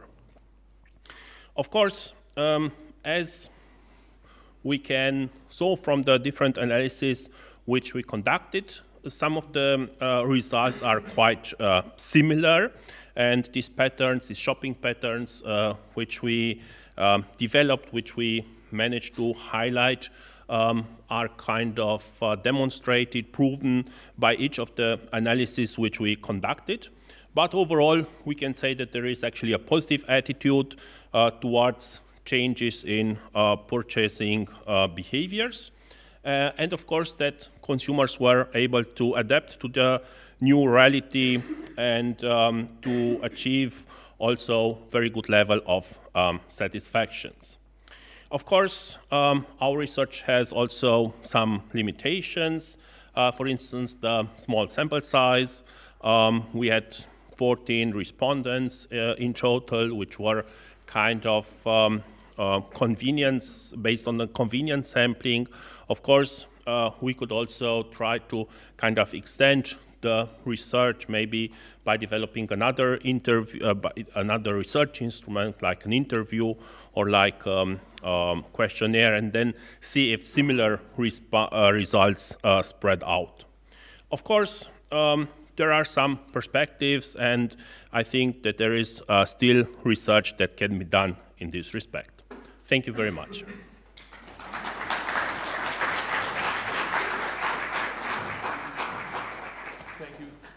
Thank you so much, Christian. And we have time for a couple of questions. So 2-3 questions from the audience, if any. Just raise your hand. Anna? Thank you. Thank you very much. It was great, especially looking pre-COVID and post-COVID. And I really enjoyed the perspective on the hygiene. It was really interesting to see that. My question is, could you give us a little bit more information about the participants in the focus groups in terms of gender, age, and so on? Yes, we had actually both quite an equal representation. So we had 7 men and 7 female. Actually, in total, there were 4 and 3 and 3 and 4. So we kind of tried to balance that. And we had, I think, an average age of 41 years for females, and I think 45 years for males.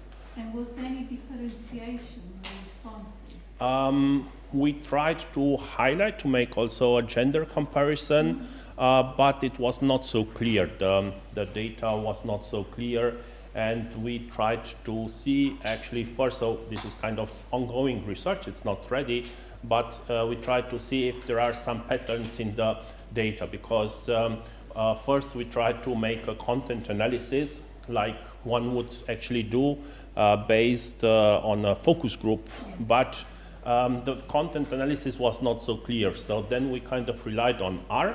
My colleague with which I'm working on is in business informatics, and she tried to, or she managed to come up with these results based on R, on the different registers from R.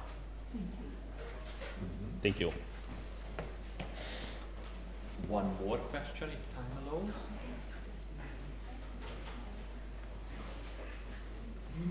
Just waiting, from the audience, from the students. Fair from you. Christian, very interesting research, and particularly I was, following with a lot of interest, this principal component analysis, using qualitative data awards, amazing. Yeah. Yes, it's not necessarily very specific to qualitative analysis. This is what I try to, we also try to have some discussions with colleagues from social sciences and to ask them, okay, do you use something like that? And they said, no, we only use content analysis. So my question is, not sure if that is related as much to your research or not. So there is stylized evidence that people during uncertain times, crises, geopolitical events, so they do several things. So they try to actually stock up, food that actually has a long shelf life, And so that's one thing. Another thing is probably less relevant to you is to actually hoard cash, So in terms of the first one, so is there any evidence that during these periods like COVID, etc., geopolitical changes like the war between Ukraine and Russia has actually influenced behavior in the sense that actually they're buying more in order to keep for longer? Yes, yes. So we conducted 2 focus group last year in 2024. And we had actually in the principal component analysis 1 component, and also in the cluster analysis 1 component, which had consumers which are more keen on stockpiling or making some stocks because they don't know how the situation will evolve. And yes, we had such a pattern. Probably this is more based on the COVID-19 situation, where people couldn't go so often out for shopping or had different problems. Thank you.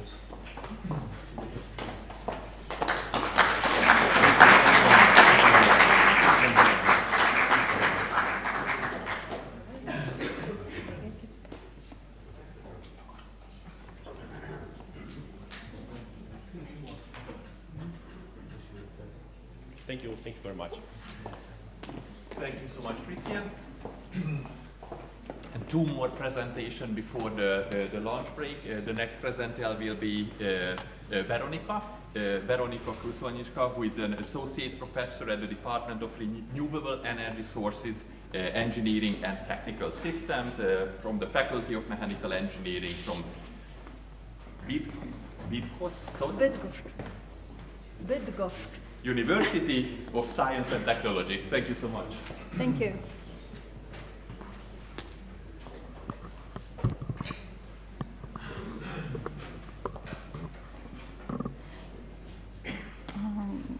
Good morning, everyone.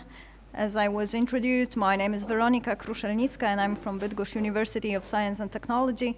And I would like to thank you, the organizers, for the kind welcome and all the support, and for the invitation, for the good atmosphere here today.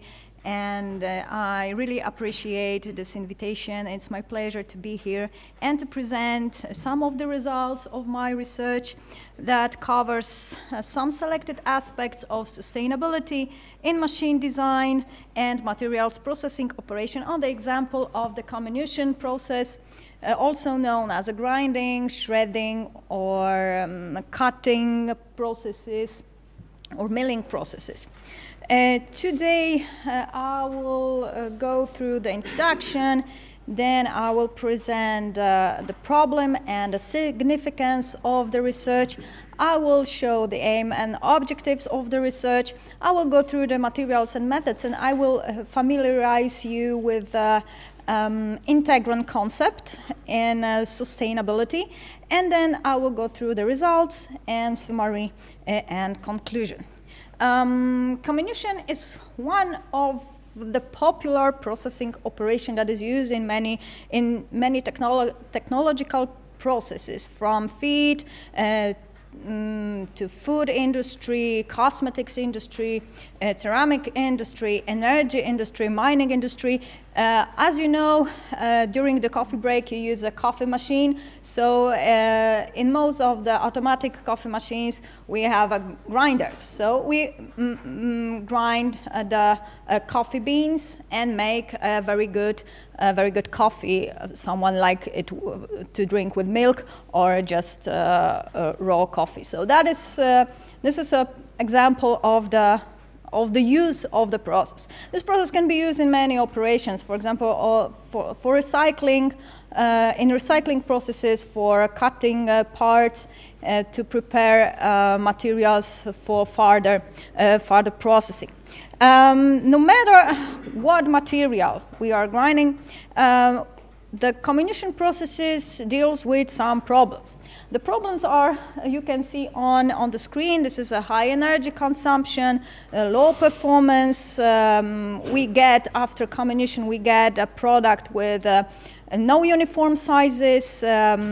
We deal with the high wear of the elements, cutting or grinding elements, and we have energy losses. So the main goal in the mechanical engineering of the comminution processes, comminution systems, is to solve that problems, which are aim to improve the quality, efficiency, and the harmlessness of the process, taking into account the sustainable, the assumptions and the goals of the sustainable development. The innovative actions should be focused on reducing energy use and material consumption, minimizing the production losses, waste generation, reducing operating costs, and increasing efficiency while maintaining the high quality and as well meeting the environmental and emission standards.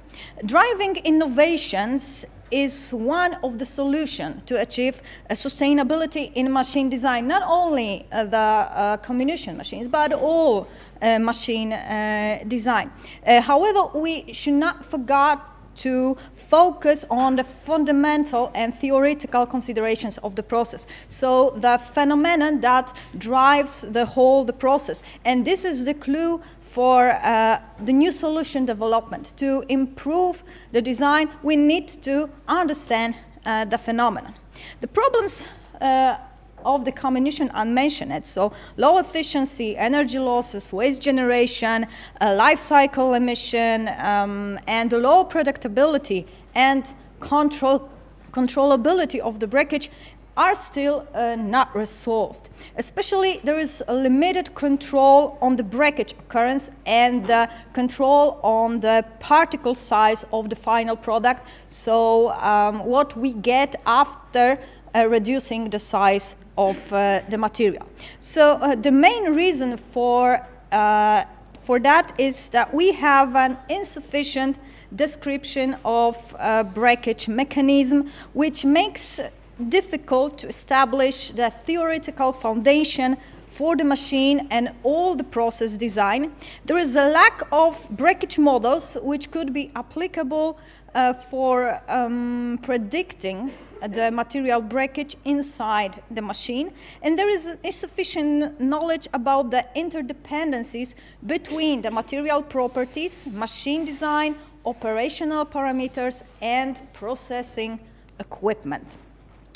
In response to identified problems and the state of the current knowledge, the aim of my research was to create a strategy for the development of design of comminution machines and processes that will be in agreement with sustainable development.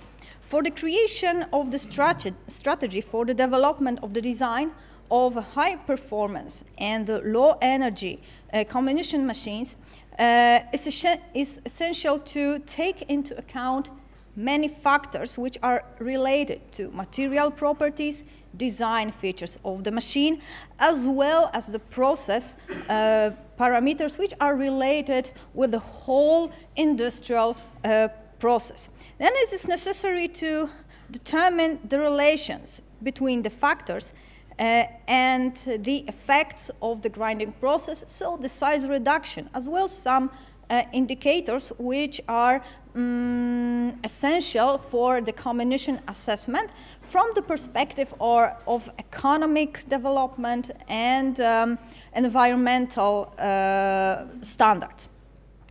The solution for that could be the integrated machine engineering according to the integron principle.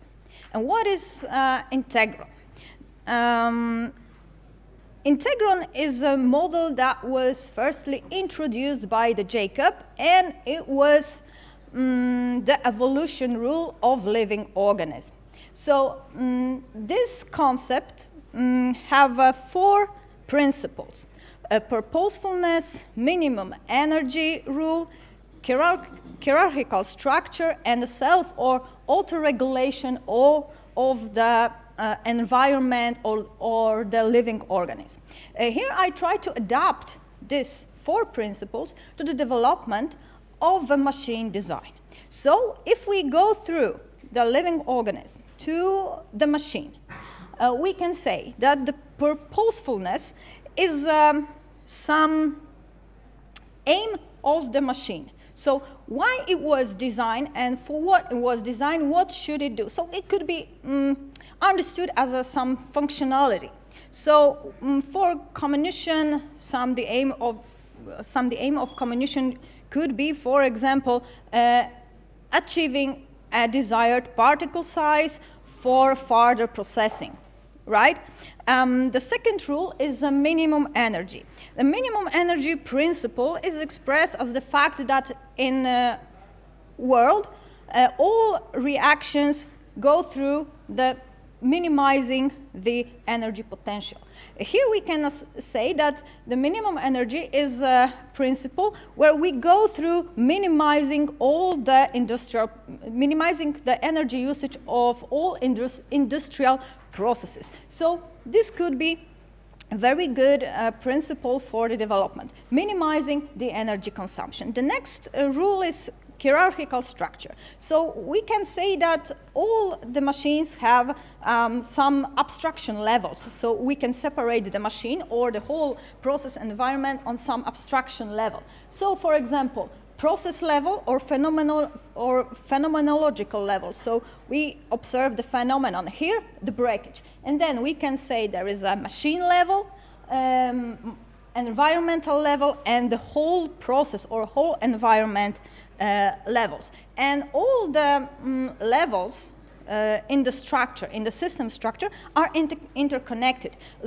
So we need to find out what are these connections, what are these interdependencies, and then try to use it to develop new construction, taking into account not only the machine and the output of the machine, but also the whole process and also the impact on the environment. And the last one is auto-regulation. And this is a concept we should say that the machine can self-regulate and make some specific sets of parameters which will be optimizing from some criteria, optimizing its performance. And one of the solutions for the self-regulation, auto-regulation, could be artificial intelligence. The Integron principles are in line with a sustainability concept. The sustainability makes a special frame or dimensions of the assessment of the whole process and give us some directions to which part of the development we should take into account. So it could be economy, environment, society. And we feel the strategies for sustainability, so efficiency, sufficiency, and consistency. Here you can see the different levels of the comminution system. So from phenomenological level, so the breakage as a phenomenon, then we go to the machine level, process level, factory level, environmental level, and the system level. And each level has a connection with inside one. So we can see that there is a hierarchical and layered structure of the system. And for example, the energy minimum principle is closely related to the efficiency strategy. So this concept is fully consistent with the sustainability concept. Here you can see the factors that affect the comminution process. There are a lot of different kind of factors that could affect the comminution. It could be grouped on the phenomenological level, machine level, and the processing level. From the phenomenological level, it is connected strictly on the material behavior under the load. So when we squeeze, compress different materials, the materials properties such as type of material, density, strength, hardness of the comminuted materials, chemical composition, moisture content, geometrical features as particle size and the shape of the comminuted materials play a crucial role on the development and on the course of the breakage. So how it has an impact on how many energy we will need for particle compression, for example. There are some different machine level factors. For example, the type of the grinding machine, equipment material, geometrical features of the comminution system, movement resistance, impact angle that particle suffers, and some processing level parameters. So the time of processing, so how long the particles will stay in the comminution chamber, how many loadings the particle will suffer, and if there is a presence of medium, so for example water or any other medium that will increase the efficiency of comminution, and if there is a pressure or impact velocity.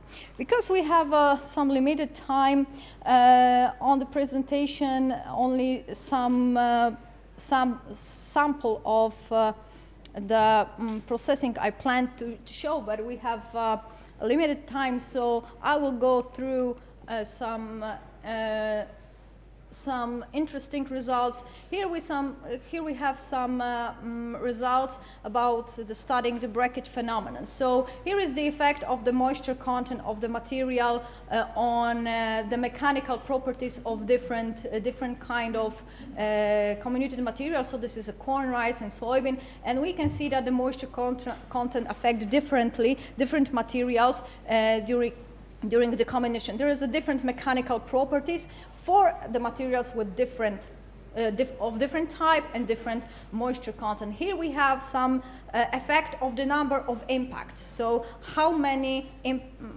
times we impact the single particle to be break. And here we can see that for corn and rice we have different results for different moisture content levels, and for corn the weakest particles was that with the lowest moisture content. In case of rice we have the adverse relationship. Here the effect of the moisture content and the type of material on the energy, so on the minimal level of energy that is needed to destroy the single grain. As you can see, we have a different results of energy minimum for different materials for the materials with different moisture content. Here we have impact of the influence of the impact velocity, and what is the conclusion? The higher the impact velocity, the higher is the breakage rate and the breakage probability of kernels. Here we have some examples of the research about the hierarchical structure of the comminution system, some relations between material type, moisture content, comminution indicators for different type of materials, and the effect of the moisture content, which is similar in a machine process. So when we use the mill, the results are similar and the trends are similar than those we get for single grain, so breaking the single kernel. The example of relation between design feature, a roller speeded comminution indicator for the mill with the inter-roller plate that you can see on the screen, relation between the time of milling and comminution indicators, and the connection between the use of the hierarchical structure and the dependencies that was identified by phenomenological studies, the use of genetic algorithms for self-regulation of the comminution process. Here you can see the optimization criterion for the genetic algorithm, the structure of the genetic algorithm that was implemented in the one of the mills. It was a mill, multi-hole, multi-disc mill, and this is this is an example of the self-regulation system. This is a control panel of the system that uses the artificial intelligence. This is a system that could self-regulate the parameters of the system. So the velocities of the comminution discs and the feeding, the feeding rate of the feeder. So we can control how many material we put into the mill, and we can control the velocities of the disc. This mill have 5 discs, so we can control separately the velocities of the milling disc. And this is a system that was developed in a lab view. And there are some results of the self-regulation of the mill operating parameters. So you can see the angular velocities of the 5 discs, so omega 1 to omega 5, and the percent of the feeding control, and the values of the optimization criteria.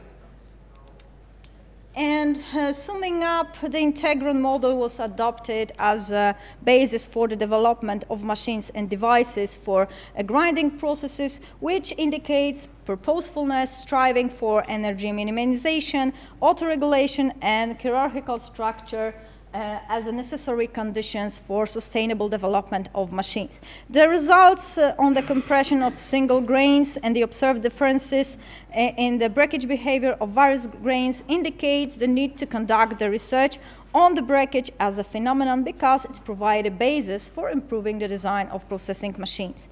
The conducted experiments prove the validity of the proposed approach and effectiveness of the developed auto-regulation algorithm in the selection of mill process parameter setting, leading to a reduction in the energy consumption and emission. Thank you.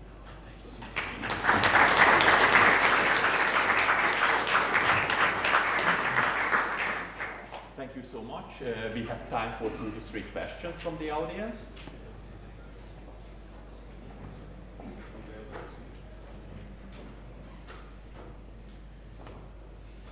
Thank you for the presentation. I was stand up because of my far. Regarding the integral model, you were mentioning that the first element of it is the purpose, yeah. right? It was just kickstarting a thought in my head that are we looking at the primary purpose of the overall product, or are we considering circularity in this aspect as well? Yeah, that is good point.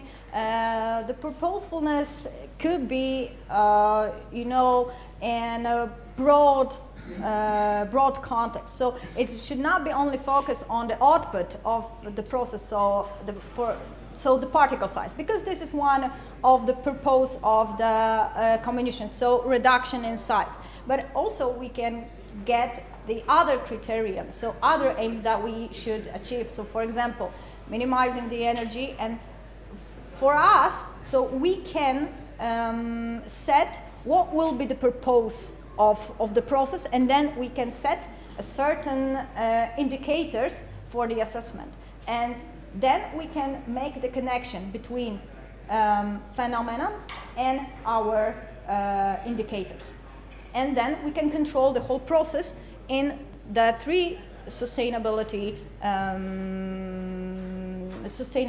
levels, so economy, environment, and society.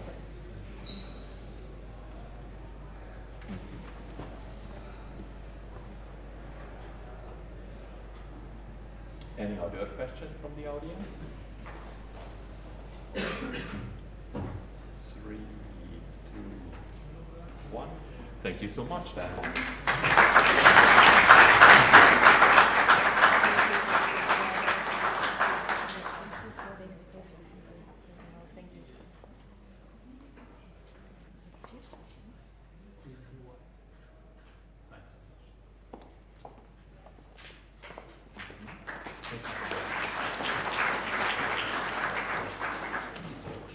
Yeah, and we came to the last presentation for our morning plenary session. Let me welcome José Machado on the stage, who is the Deputy Director of the Matrix Research Center and also the Associate Professor at Mechanical Engineering Department from the University of Minho. Thank you so much.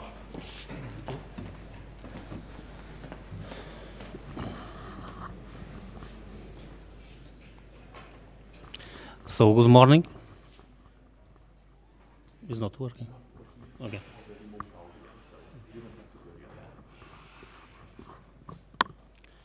So, good morning to all of you.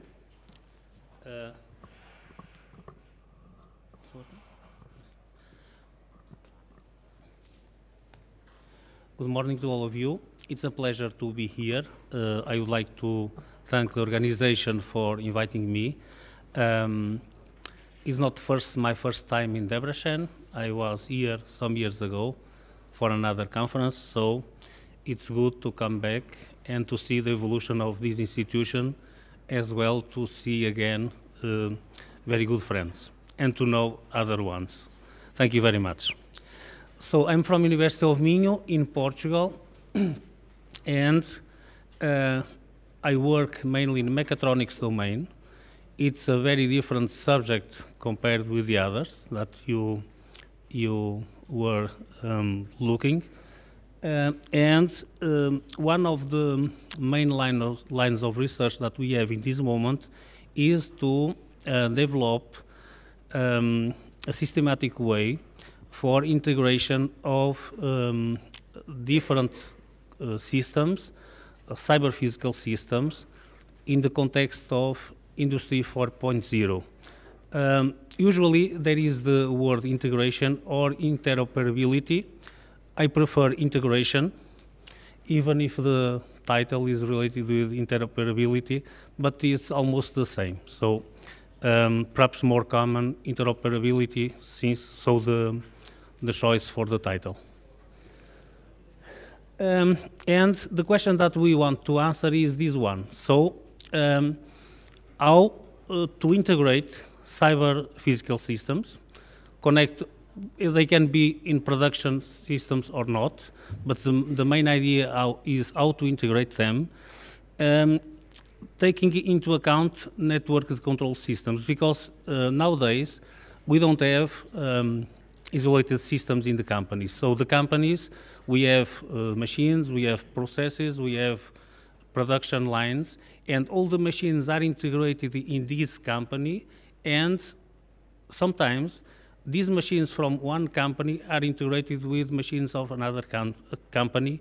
So we have what we call the cloud, the communication problems, problems of time, real-time behavior, problems of cybersecurity, and others. So this is really hard, this integration. A lot of work must be done, and the idea, the final conclusions of this talk is to propose a kind of framework or a guideline how to follow in order to achieve good results. A lot of work in terms of scientific research and technological development is still for performing. So I will start with presenting my institution in a very short time, because I don't have a lot of time. This presentation is very long. I will try to accomplish 20 minutes, but there is a lot of information. I will not insist in technological details because audience is not expert in this domain, but I want to give you an overview about this subject. So I will start with the institution, what we understand by cyber-physical systems and Internet of Things. I'm going to tell about some industrial communication protocols. I will talk about integration of cyber-physical systems, reference architecture models that we can use, the most common and the most important. I will tell about OPC UA, that is one very important protocol that we try to use now, but it's not well adapted to our needs, so it needs further developments, and I will present the integrated framework. So, I come from Portugal, as I said, from Minho. Minho is a region, is not a city. This region is northwest of Portugal. We have two main cities, Braga and Guimarães, and I'm coming from Guimarães, where is the headquarters of School of Engineering. We have about 8,000 students in engineering, and we represent about 35% of University of Minho. So this is the rectorate in Braga, the building of rectorate. This is the main campus of Gualtar in Braga. We have a lot of domains there. And this is the campus of Guimarães, where I belong. So Guimarães was the first capital of Portugal. In terms of facilities, I am the responsible of Laboratory of Mechatronics. We have some, in this lab, we have some good equipment. We develop some prototypes for companies in research projects, in technology development projects. We have here, I am going to give you very fast some examples, some ideas. Mobile robots. We have integration production systems. We have a workbench from MPS that you can see from right side. That this workbench was bought last year, and it is very performant in terms of application of Industry 4.0 context, with all the principles integrated there. Here, this is a workbench that was developed by ourselves. The design is our design, and this workbench, the main purpose is to propose to the research activities and to the students to test and to see different communication protocols. So this workbench is prepared with different communication protocols at different levels of abstraction and communication. So it was our design, but of course with components that exist. Different concepts are here represented. Industrial safety, inspection systems, collaborative robots, and so on. In fact, we have in this workbench all the concepts associated with Industry 4.0 concerning communication, okay? Concerning communication and industrial protocols. So we have different technologies, different things that we can use for students and research, as I said before.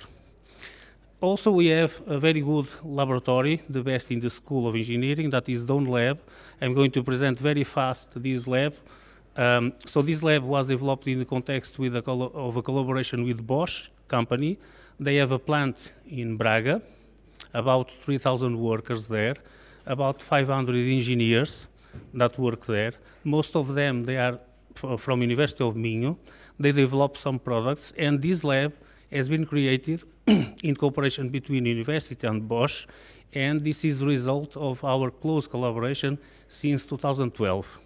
Okay, since 2012 that we have this collaboration. This lab, we have some different equipment. It's described here. We can develop different parts with different technologies, and we have there the machines connected, interconnected, and integrated in the communication systems that we manage. Okay, so we have also the possibility of testing different communication protocols between these machines. This description is public, so you can see it in this link, so if you want to see in detail. Some examples of parts that we can develop in this lab, so some pictures. I'm not going to spend a lot of time with this, but some ideas that you can see we can develop there. So if you go to the link that I have indicated, you can see a small movie with explaining the obtaining of these parts, okay? Different materials here, so a lot of combinations. For instance, this is the system for acquiring 3D measurement of some components or parts or other things. So I'm going to start presenting a little bit about the concept of cyber-physical systems and Internet of Things. Perhaps you have seen this picture a lot of times. Again, I'm going to present it. What is important in the Industry 4.0 concept, the most important point, and this concept is based in cyber-physical systems. So, and these cyber-physical systems, they are the result of different evolutions in different revolutions until now, and the main problem that is a common problem that happens today is this integration, and this is the goal of this talk. These slides, I'm not going to spend a lot of time just to tell the difference between the previous and the present contexts in the industry in terms of connection, Industry 3.0 and 4. The concept of using new technologies in order to obtain added value. So in terms of research projects now, even in EU, we want to obtain something that is useful for society. We want a product, we want a prototype, we want a machine, we want something that we can use, not only to develop things for nothing. So we must have a final product.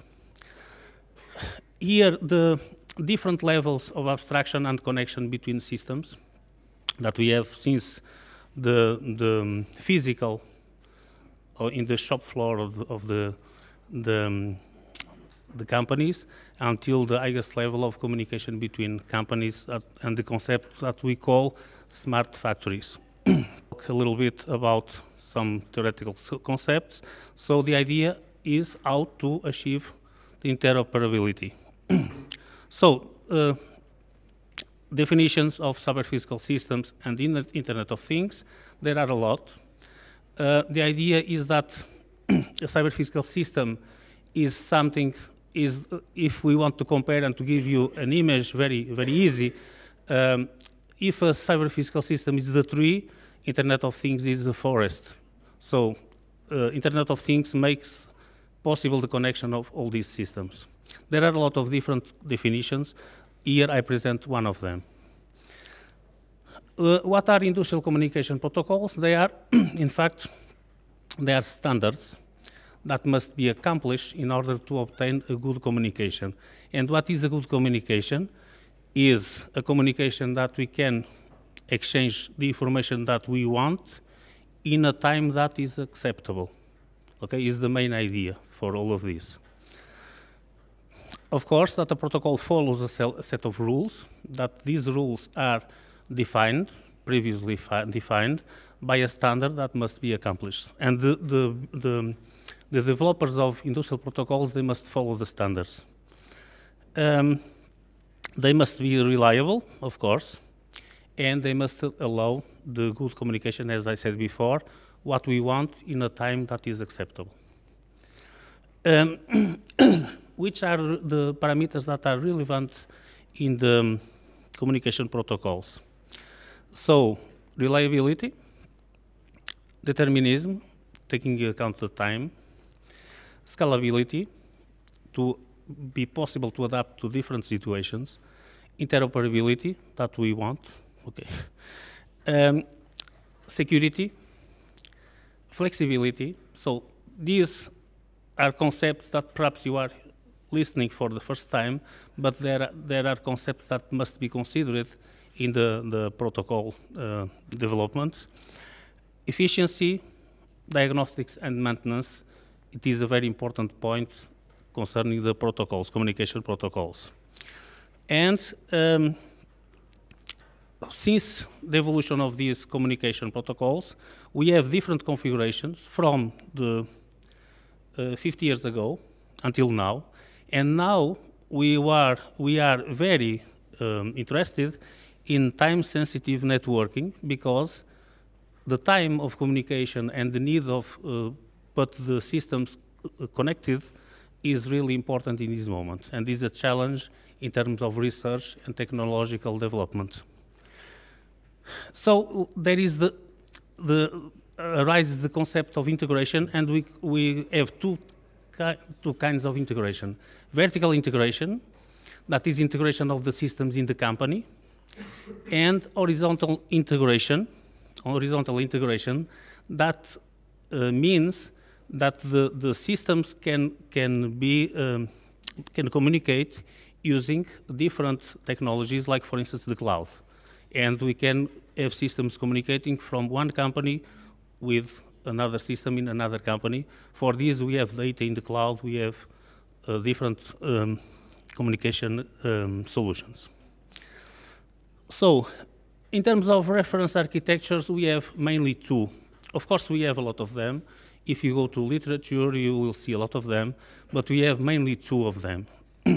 And these references are RAMI 4.0, more connected, more adapted, or it was developed mostly in Europe. And these, in this architecture, we have three main directions. The most important for this kind of communication is the layers in the vertical direction. And so the layers are the most important in terms of communication, of course. And we have the ERA. This configuration was developed mainly in the United States, and it was based more in experience than in standards, in the opposition of the other. And this architecture the most important point in terms of communication is that we call functional domains. And if we analyze well, there is a correspondence, let's say, between the levels of RAMI and the domains of ERA. It means that even with one or another, we can establish a relation and we can define communication rules for all of them. So here we have the relation between the levels, the domains of ERA and the layers of RAMI. So we have different aspects that we can compare, but the most important one is that there is a protocol that is in development now, that is OPC-UA, that can be used for both configurations. And OPC-UA seems to be a very good protocol, mainly because of these characteristics that are here presented, but also we have a lot of points that must be developed, a lot of them. And these points are object of research of a lot of teams in the world, including our team in Portugal. So we are studying some aspects related with the development of this protocol. And what we want in terms of future research, we have mainly three main lines. So the first one, how interoperability issues can be developed using RAMI and ERA. Which are the capabilities and limits of using OPC-UA, and which is the best solution for communication and layer integration, taking into account the different architecture that I was presenting. So we need of an integrated framework. This integrated framework is here described in 11 steps that I'm going to present, 11 or 12, but I think 11. And these steps are detailed here, but represents a lot of work, since starting with analyzing the components of the systems, understanding the relations between them, defining requirements for communication, and so on. So define the KPIs, key performance indicators, use OPC-UA to develop some models, communicate and to simulate these models, ensure the functionality of these models, carry out a comprehensive analysis of the models that have been created for communication, compare the performance between them, and develop a guideline for using in communication protocols using OPC-UA. So we have some projects with companies using this kind of technology and framework. I'm not going to describe. We have implemented it in a company in Portugal. We have some projects that are running. One of them is this one, is related with European Digital Innovation Hubs. That is a project that is running in this moment. Another project, this one is a huge project that I am the coordinator in Portugal, and this project involves the application of these concepts in several companies with collaboration of some research centers and universities. The budget of this project is 34 million euros, so it's a huge project. And so it's running, it will finish next year. And for finishing, because my time is finished, I would like to present a journal that I am editor-in-chief. It has been launched in December last year, so we are starting. In 2 years, we will be indexed, I'm sure. And papers are welcome for this journal. The publisher is European Alliance for Innovation. So this is the link. And also I would like to show to you that I organized a conference.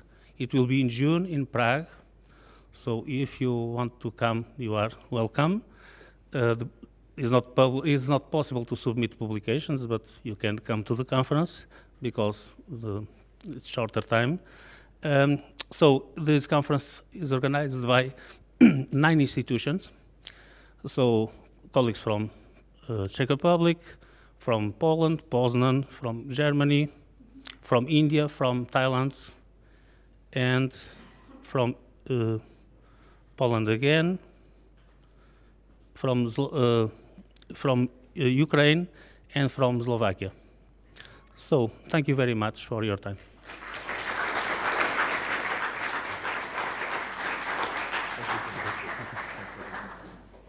We have time for a couple of questions from the audience. Just raise your hand if you have any questions in mind.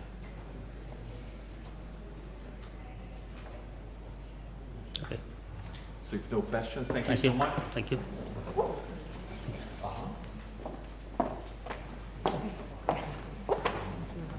Thank you. Thank you.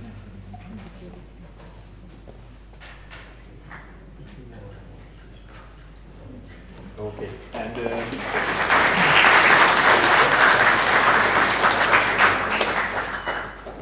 so if you remember, I was starting the day early in the morning with 3 numbers, 2, 7, and 5. So 2 welcome speeches done. All the 7 plenary session speeches are done too. The second break, the lunch break, is around the corner. I would like to ask our distinguished plenary speakers to stay a little while the others are leaving for a group picture. And the afternoon will continue with 5, that's the last number I promised, with 5 separated small room sessions. The first one is sustainability in Hungarian. That will be in room 314, and I'm not sure. Victoria, Brigitta, are you in there? If you could stand up, so the chairs of that room, if anyone would like to join to the Hungarian language sustainability session, after the lunch you can follow to room 314.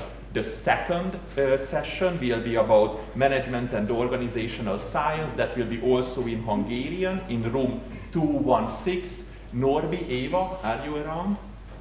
Norby, Eva? No, but you can find them in 216, room number 216, starting at 2 o'clock. The third one is still Hungarian, economics and finance, room 319. Laszlo, Domitian, are you in the room? Any of you? They will be waiting for you then in the room there. And there are 2 English sessions beside the 3 Hungarian one. The English one is dedicated to sustainability. Tunde, Eva, any one of you in the room? Not yet. You will find them in 414, starting at 2 o'clock, and the very last session chaired by Judith and Imre. If you could stand up, they will notice you. Labor market, education and training in room 415. So those are the 5 small room sessions. You can find the program, pick your choice. Thank you so much. Enjoy the lunch and the networking and plenary session speaker. Please stay behind and come to the floor. Thank you.